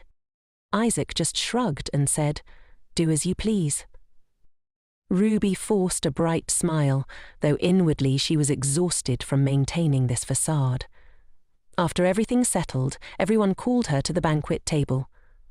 As she approached, her face fell upon seeing a golden turtle figurine proudly displayed. Her hand trembled as she hesitated to touch the handle, wondering why it had to be a turtle. After a moment of mental struggle, Ruby managed to pick up her teacup. Ellen, noticing her unease, explained, "It's always like that between us," referring to the earlier tension with Isaac. Freya, still concerned, added, "Leaving Isaac alone like that can't be good." Ellen replied indifferently, "He'll know how to behave." Ruby looked at Isaac's back, lost in thought. As she tried to focus on the present moment, someone suddenly addressed her. "Is Madam's health all right?" It was Miss Conin, who was clearly looking for an opportunity to bring up the incident at Elmerport. Smirking, she added, "I heard Madam even had a nosebleed." Ruby instantly recognized Conin's intention to embarrass her in front of everyone, but she played dumb, responding politely, "I sincerely thank you for your concern, Miss Conin." But Conin wasn't done. "Ever since last time, I haven't seen Madam eat much.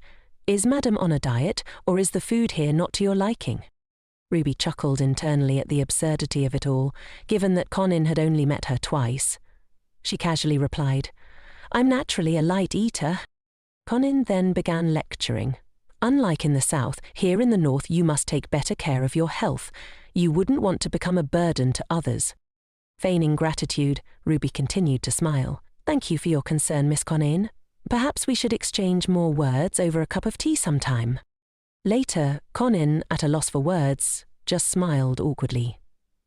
At that moment, a plate of cake was placed in front of Ruby. Ellen, noticing that Ruby had been busy with the conversation and hadn't eaten anything, proactively offered her the cake.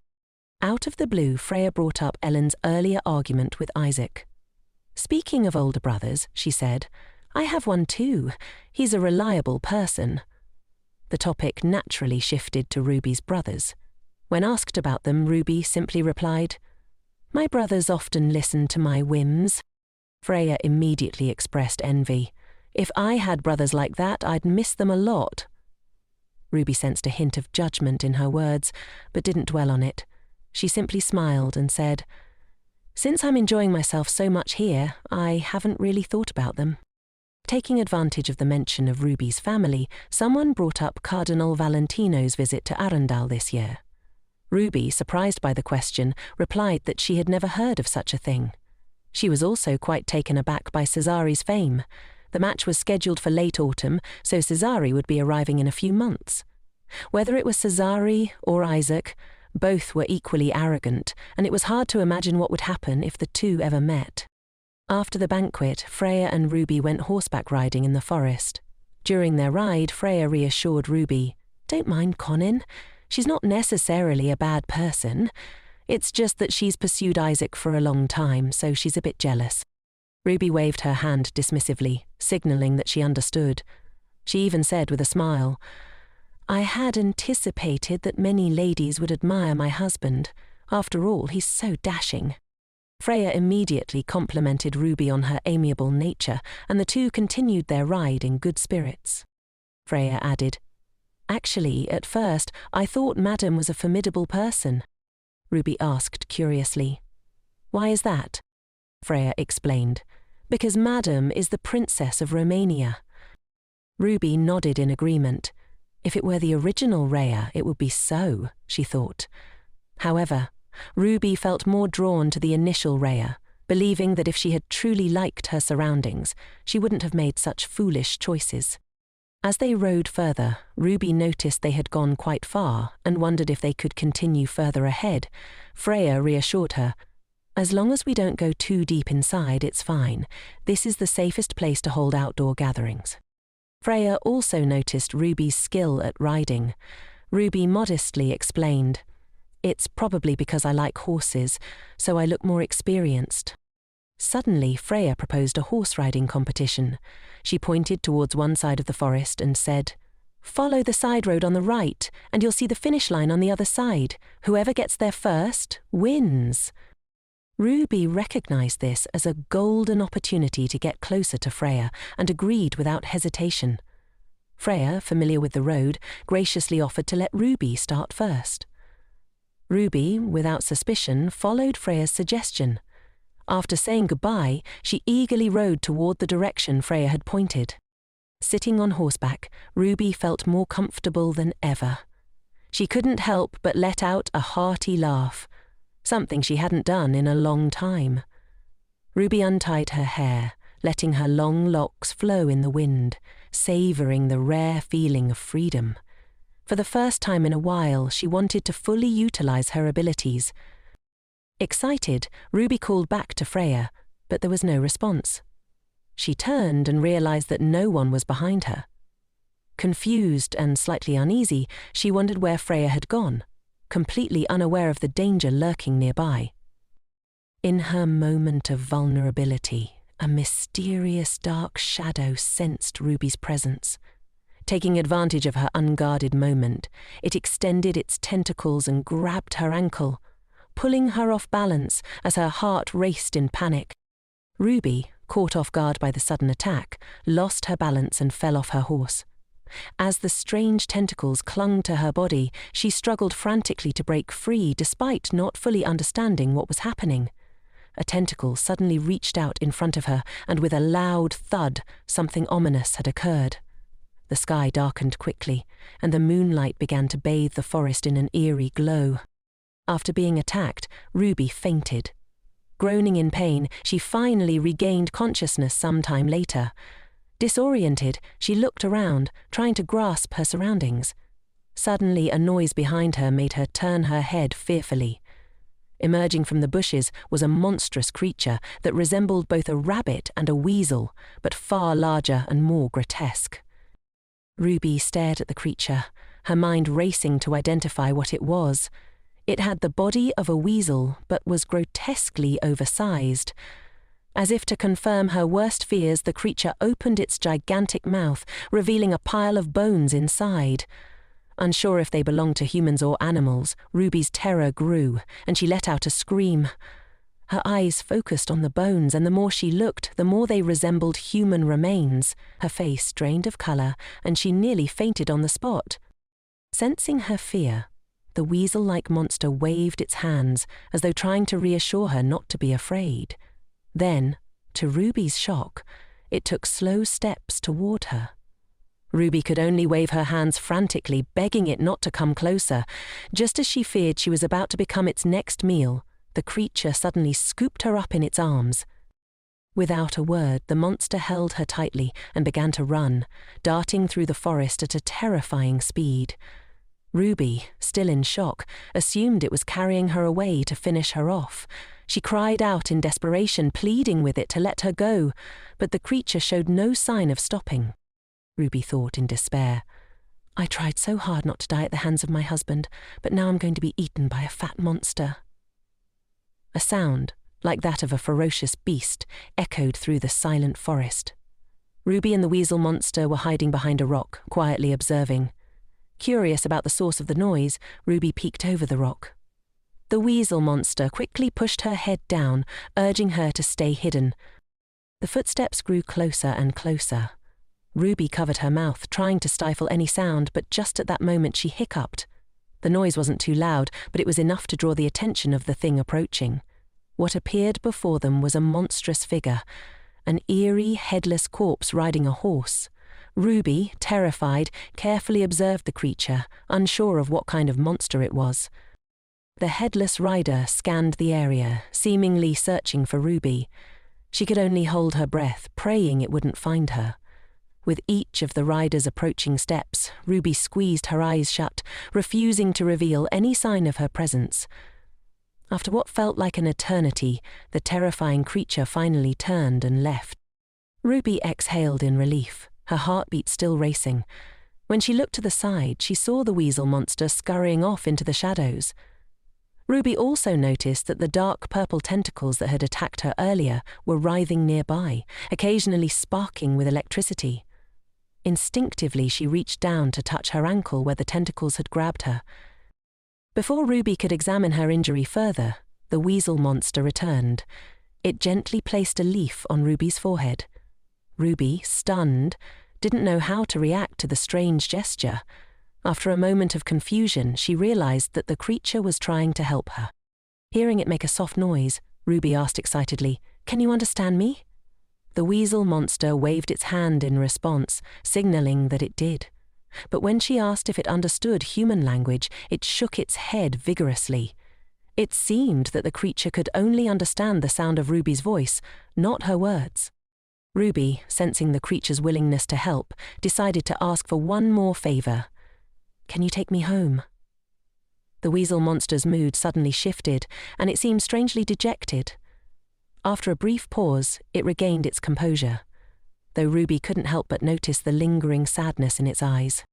The weasel monster gestured for Ruby to climb onto its back.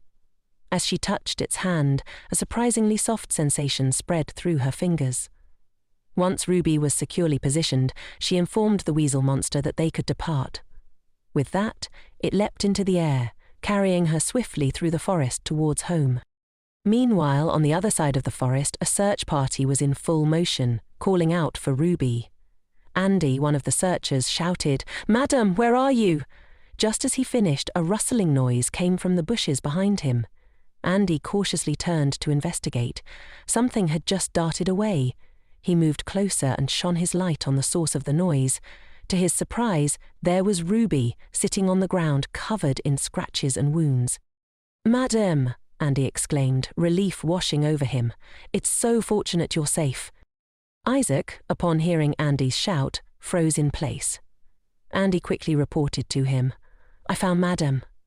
Ruby, still shaken and disoriented from her encounter with the monster, felt a wave of fear wash over her as she faced the search party. Though she was relieved to be away from the weasel monster, the thought of facing Isaac made her stomach churn. She felt even more terrified. Andy noticed a leaf stuck to Ruby's forehead and carefully removed it. As he turned it over, he saw blood on her skin beneath it. Ivan, another member of the party, gently pushed Andy aside and told Ruby, "Come quickly, let's take you back." Ruby followed slowly, trying to calm herself, reassuring herself that it was good to be back, that things might be okay. But just as she felt a hint of relief, Isaac's voice cut through the air. His tone was cold, dripping with sarcasm. "My wife? It seems you can't go a single day without causing trouble, can you?" The words sent a jolt of panic through Ruby. Her heart pounded rapidly and her knees trembled. Overwhelmed by fear and exhaustion from her injuries, she lost her balance and collapsed to the ground.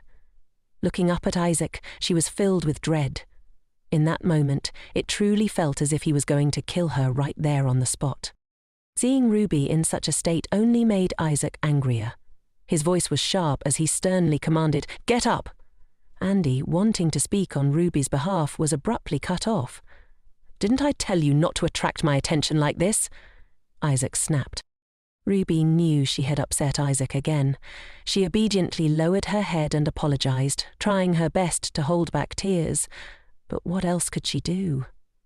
Isaac frowned, clearly frustrated. He didn't want to see Ruby like this at all. In front of everyone, Isaac unexpectedly lifted Ruby into his arms. His tone serious, he said, "We need to treat her wounds first." He then ordered all his subordinates to withdraw from the forest.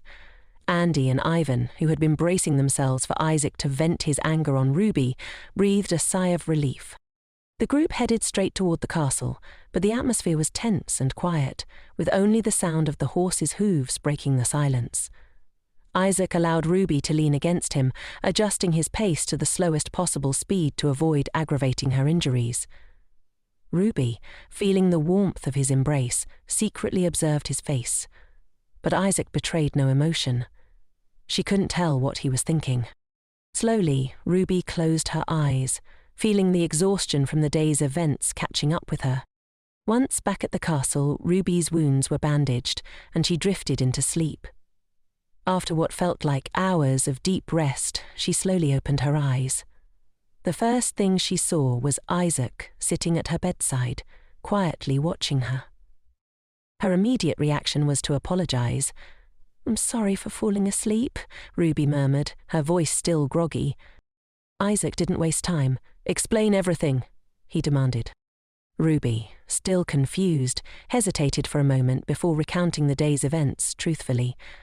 She told him that Freya had suggested a horse-riding competition, that she had set off along the path Freya indicated, and then, out of nowhere, something had reached out from the bushes. Ruby's heart raced as Isaac's words landed heavily in the air. She had been trying to make sense of everything that had happened, and now this shocking revelation.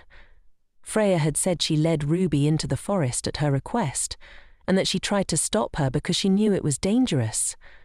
Ruby's mind swirled. She couldn't fathom why Freya would say such a thing. Isaac's piercing gaze was unwavering as he asked, "So, is Freya lying?" His words were like ice, cutting through Ruby's confusion. A wave of questions crashed through Ruby's mind. Why would Freya lie about this? Was she trying to avoid taking responsibility, or was there something more sinister behind it? Everything had been fine just moments ago, and now the situation had turned on its head. Isaac didn't wait for an answer. Go back to Romania. I'll take you back no matter what," he declared, his voice firm. Ruby's eyes widened in shock. She had always known that their marriage would end eventually, but not like this. The Romanian royal family would be more than happy to find an excuse to annul their marriage, and her father's family would probably demand it. But Isaac was the one saying it. Her mind raced, wondering if he was doing this out of anger or something more. The reality of the situation hit her hard. If the marriage was annulled, Elle would be forced to marry the Prince of Doria.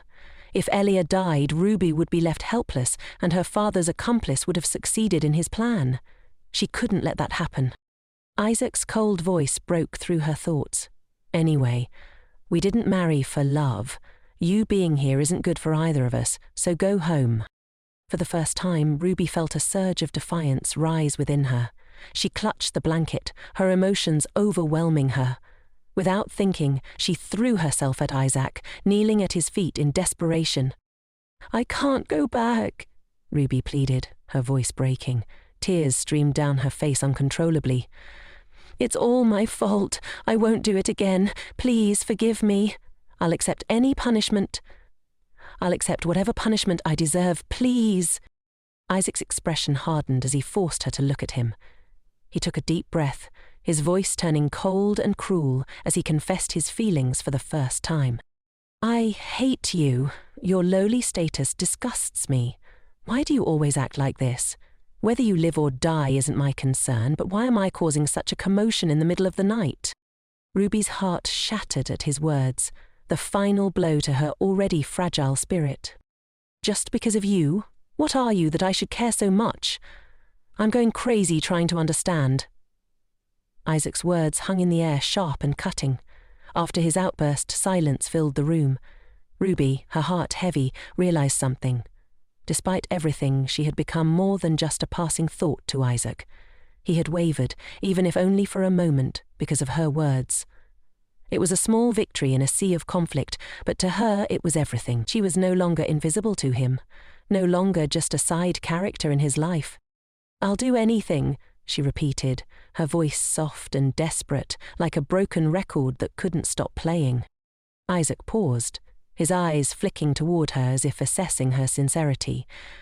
Ruby's voice was unwavering as she repeated herself once more. "I'll do anything, so please spare me." Isaac's expression softened for just a moment before he put his hands to his face in frustration and stormed out of the room, leaving Ruby to sink into the depths of despair.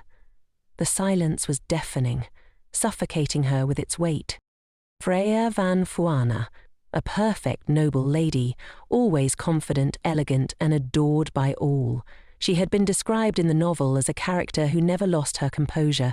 No matter how much Rhea provoked her, Freya always played the role of peacemaker, dealing with every situation with intelligence and grace. This was the kind of woman Ruby had hoped to befriend, thinking that perhaps they could become close despite the dangers that surrounded her. But Freya's hostility from the start had made no sense. Ruby had done nothing to provoke her. Then, a sentence echoed in Ruby's mind, one that had been haunting her for some time. "An existence not worth caring about is becoming increasingly bothersome." Ruby didn't understand it.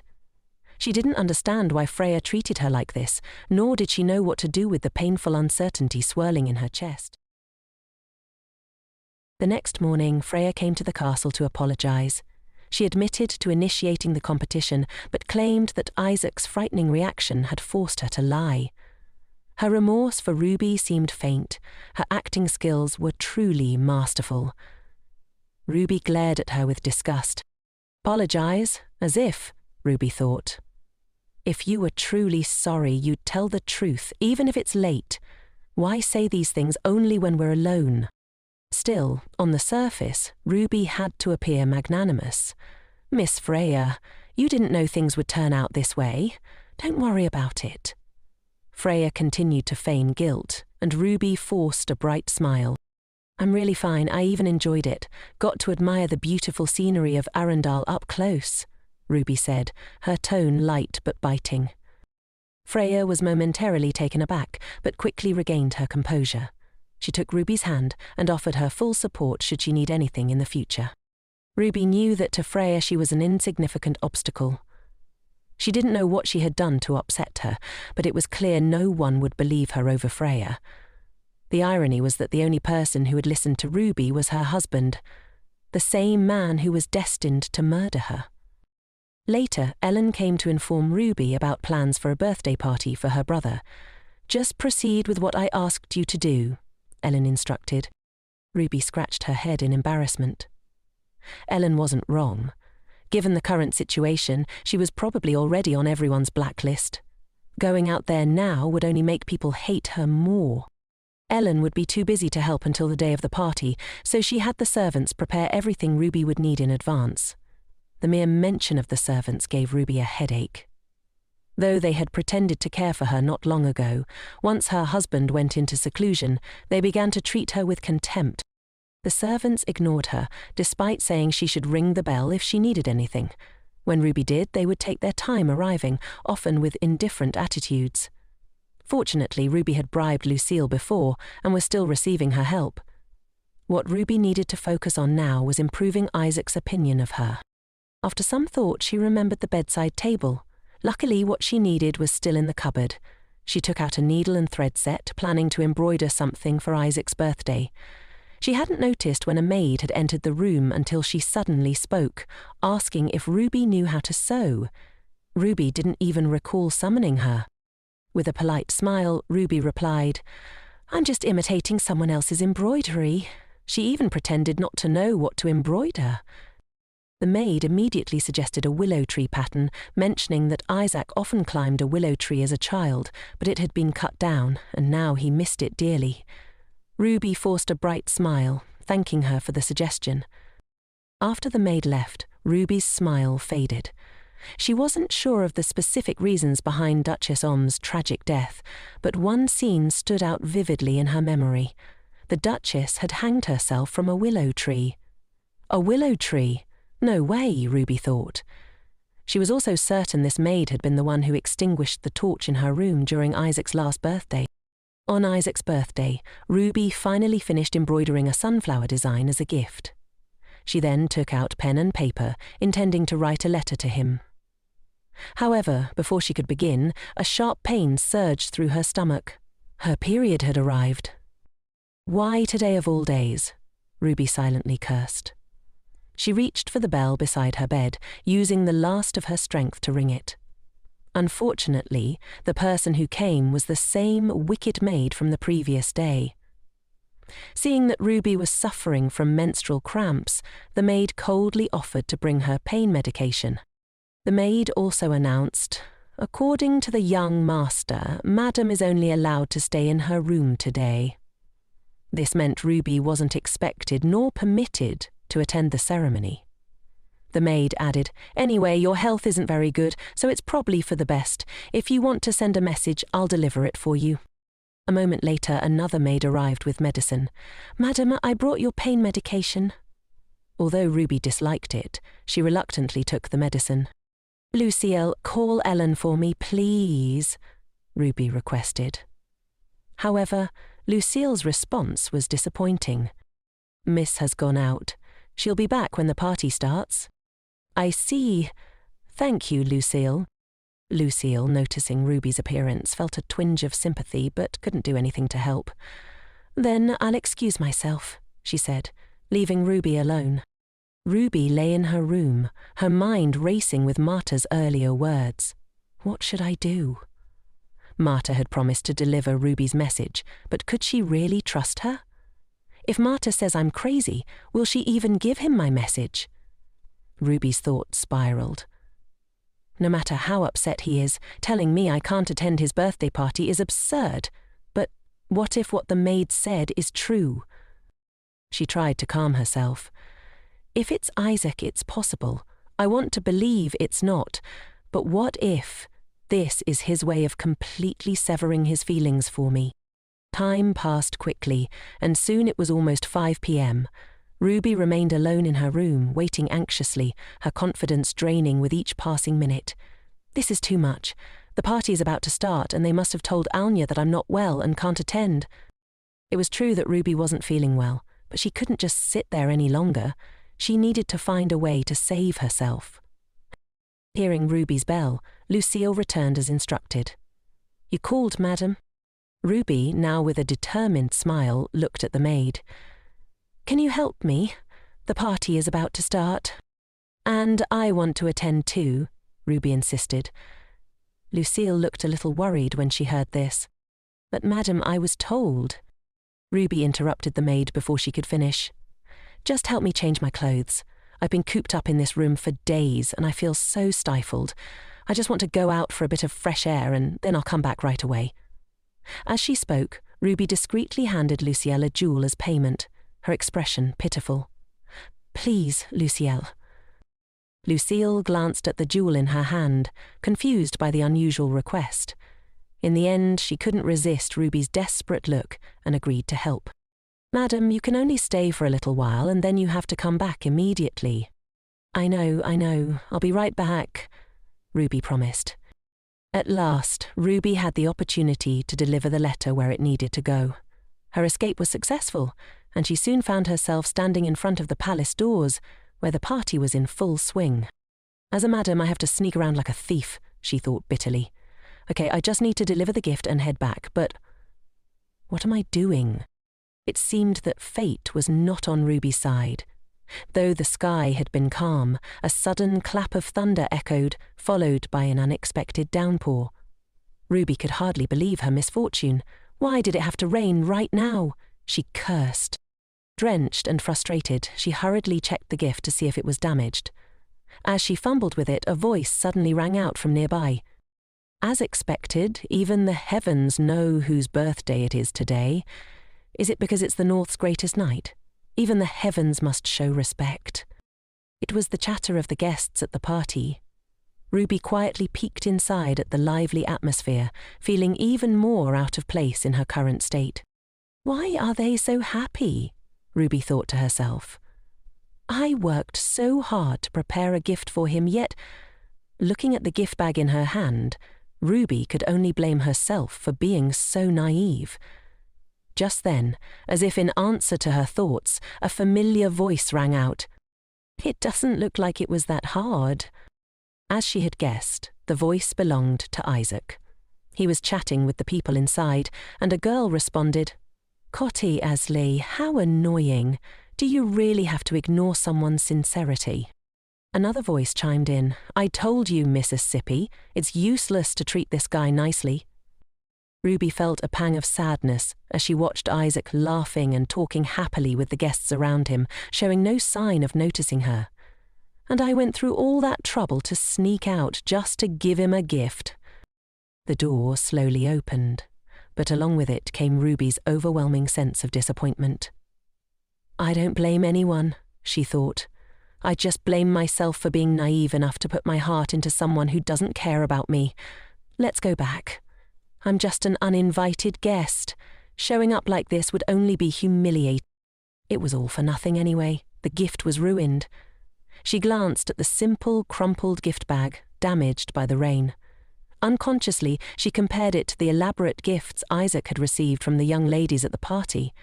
No comparison, no pain, she thought bitterly. But the more she compared, the more she felt sorry for herself. How could I give him this? Having just been caught in the rain and chilled by the cold night wind, Ruby involuntarily sneezed. The raindrops were gradually subsiding, and she looked up at the sky, noticing that the clouds were beginning to clear. But when she glanced around, she was struck by confusion.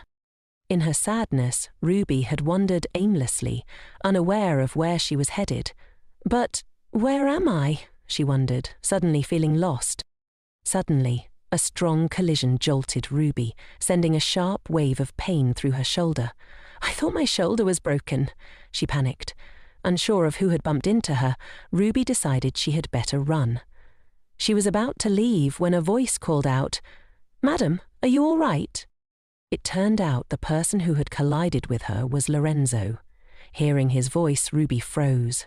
Then, with tears threatening to spill, she said something that took Lorenzo by surprise. Just curse me as much as you want. I know you all hate me, so don't pretend like last time. You can curse me all you want. Her words left Lorenzo baffled. Madam, what are you talking about? He asked, clearly confused. But Ruby didn't believe him. She simply waited for the curses to come. I may look like this, but I'm good at judging. I won't have any ambitions and will live quietly like a dead mouse, so don't worry, she said between sobs. Realizing she was becoming emotional, Ruby quickly turned away to wipe her tears. It hurts so much, that's why I'm crying, she told herself. But just as she turned, what she saw made her freeze in place. Right before her stood not only Ivan and Emian, but Isaac as well. The sudden appearance of the three men left Ruby stunned. She stood frozen for 5 full seconds as Isaac's stern gaze pierced through her. The moment she saw him, Ruby couldn't control the surge of emotions. Her face flushed with anger and tears welled up in her eyes. Where did they come from? She thought in a panic. What if Isaac gets angry because I left the room without permission? I can't lose face in front of Freya's brother. Without thinking, Ruby turned to run, but her dress was too cumbersome. She barely took 2 steps before stepping on the hem, causing her to fall flat on her face right in front of the 4 men. There was no greater humiliation. Ruby was too mortified to move, too embarrassed to even face them. This is so humiliating. Just then, a large figure approached. It was Isaac.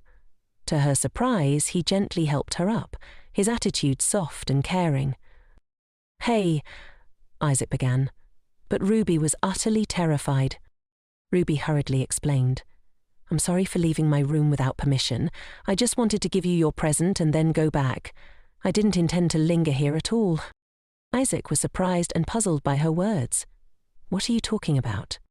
Ruby, trembling, continued, "I know you told me I didn't need to attend the party, but I still wanted to give you your gift." Her voice cracked and tears streamed down her face. Isaac's expression shifted to surprise. "What? Who said that?" Ruby was stunned. "I've been tricked," she thought. "That maid played me." But as she processed Isaac's denial, her face brightened. "So? You don't hate seeing me? I can give you my gift, right?" Her heart swelled with relief. Thank goodness, at least this... Just as she was about to take out the gift, Isaac suddenly grabbed her hand tightly. He looked directly into her eyes, a distressed expression on his face. He opened his mouth to say something, but the words seemed to catch in his throat. Before he could speak, a loud shout startled them both. "Damn it, Lorenzo, you've been whispering nonsense behind my back again, haven't you?" Ruby timidly peeked behind her and saw a chaotic scene unfolding. Lorenzo was desperately trying to explain. No, I didn't. I only did it once, I swear." Isaac looked furious. "You bastard. I told you what would happen if you dared to sing that song again." Hearing this, Ruby couldn't help but smile to herself. Even if he didn't mean to, it feels refreshing to see him get in trouble like this. Noticing Ruby's sudden interest in the conversation, Isaac's curiosity was piqued. He turned around and asked, "What song?"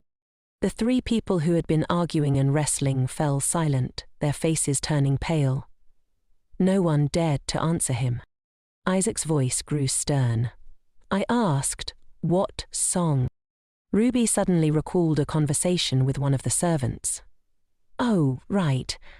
There was a servant who told me before. I'm new here. The previous servant caused some trouble and I replaced him." Ruby had asked at the time, "What kind of trouble?" "He sang an obscene song in front of Lord Isaac," the servant had replied. Apparently that servant was fired because of the song, which explained why everyone had become so tense. Ruby sighed inwardly. As much as I want to see Lorenzo suffer for this. I don't want to hear that disgusting song again, Ruby thought, looking at the cold-faced man before her. Her heart filled with worry. I hope that song didn't reach Isaac's ears. Trying to divert his attention, Ruby cleverly sneezed. Seeing her like this, Isaac's expression softened with concern. "Are you all right?" he asked, sounding heartbroken. It was the first time Ruby had ever seen him so warm towards her. Overcome with emotion, she blurted out, "You're such a caring person. Are you not angry anymore? You don't hate me, right?" Her words made Isaac blush, and he quickly looked away, trying to compose himself.